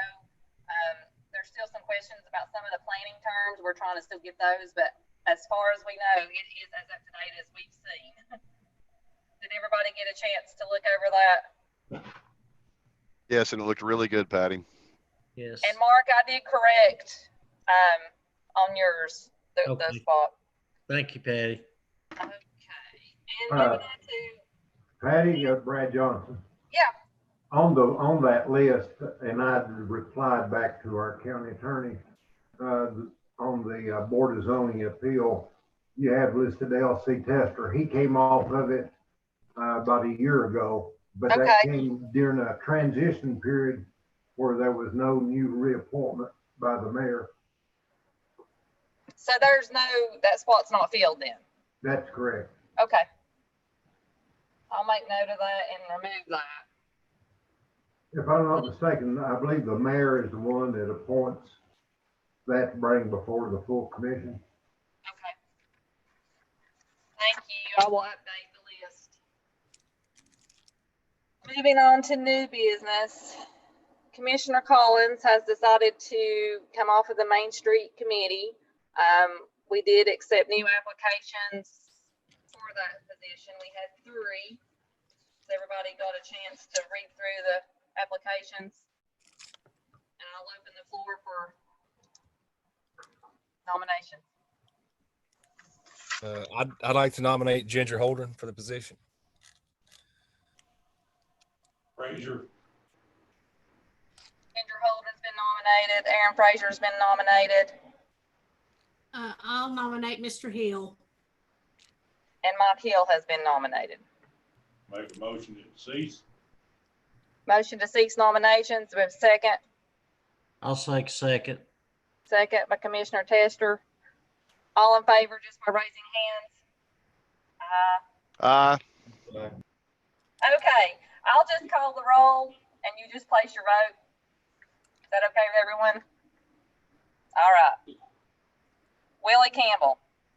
Fraser. Patty Woodby. Holdren. Mark Tester. Holdren. Isaiah Grindstaff. Fraser. Ross Garland. Holdren. Travis Hill. Fraser. Fraser. Fraser. Kelly Collins, Mike Hill. Holdren receiving 3, Frazier receiving 4. It looks like the committee has nominated Frazier. Congratulations. Congratulations. Travis will present it at the full commission. That's all I have for new business. Any questions or any comments? Madam Chair, if I can. Okay. I think I had, I'm pretty sure I had sent out this email a while back. It was from Charles Curtis, which is the Tennessee County Commissioners Association, executive chair, president. I'm not sure what he goes by now. One of the things that they're attempting to do, due to all this COVID, they're the ones that usually put on the, in conjunction with CTAS, the fall and spring commissioner trainings. Of course, the fall one was canceled this year due to COVID. Potentially the spring one, I think, is also going to be canceled as well. And so one of the things that they're trying to do is, in order to kind of keep everybody kind of connected, any issues or anything that may come up, they've asked for a couple of commissioners from each county that might be interested to kind of join in and have a group. Basically, it ends up being a meeting like they have at these conferences. And what they're trying to do is they're trying to get each region to kind of get together and have these meetings. And myself and Ginger Holdren, I think, had put in interest for our county just off the email that they had sent out. We had our first meeting today. Ms. Holdren wasn't able to attend, but what they're looking for is they're looking for, basically it's open to everybody, but what they're looking for is like a minimum of 3 members from each county. And so if there's anybody, that would be interested to also join, I can get you the information. It should be in a previous email with Charlie Curtis. It's on there as well. But what they're wanting to do is any regional issues that come up, they're wanting to start these meetings so that we can kind of exchange that information with other counties and present those to the state basically as a region and not just an individual county. So it was a very short meeting. It was myself, Charlie Curtis, CTAS Representative Rick Hall, and then a county commissioner from Sullivan County, Angie, I think was her first name. We kind of just introduced ourselves and kind of moved forward. But if anybody else is interested, definitely join. When I get the next meeting invite, I'll send that out to everybody. Today's was just kind of really quickly thrown together to kind of get started. And this is something that he said that they're wanting to continue even outside of COVID's impact to keep everybody kind of together and moving forward state government wise as we have questions. Thank you, Isaiah, for that information. If you'll send that out, the next email you get, that'd be great. Yeah, no problem. More than happy to. Any further comments, questions? Hey, can you hear me? Yes, Willie. Roger, he didn't ask for anything, about these trucks that we've got up there. The small axle dump trucks. We're down to where the beds are actually being eat off of them. And a lot of the trucks are just about bang. But I'm sure he, a little later on he might ask, but, I thought about the governor, that money, at least trying to maybe keep this in the back of your mind, maybe getting a couple equipped with snow plows and all ready to roll on the road. Because, winter's coming on and it takes a little while to get that stuff together. So, just something to think about. Okay.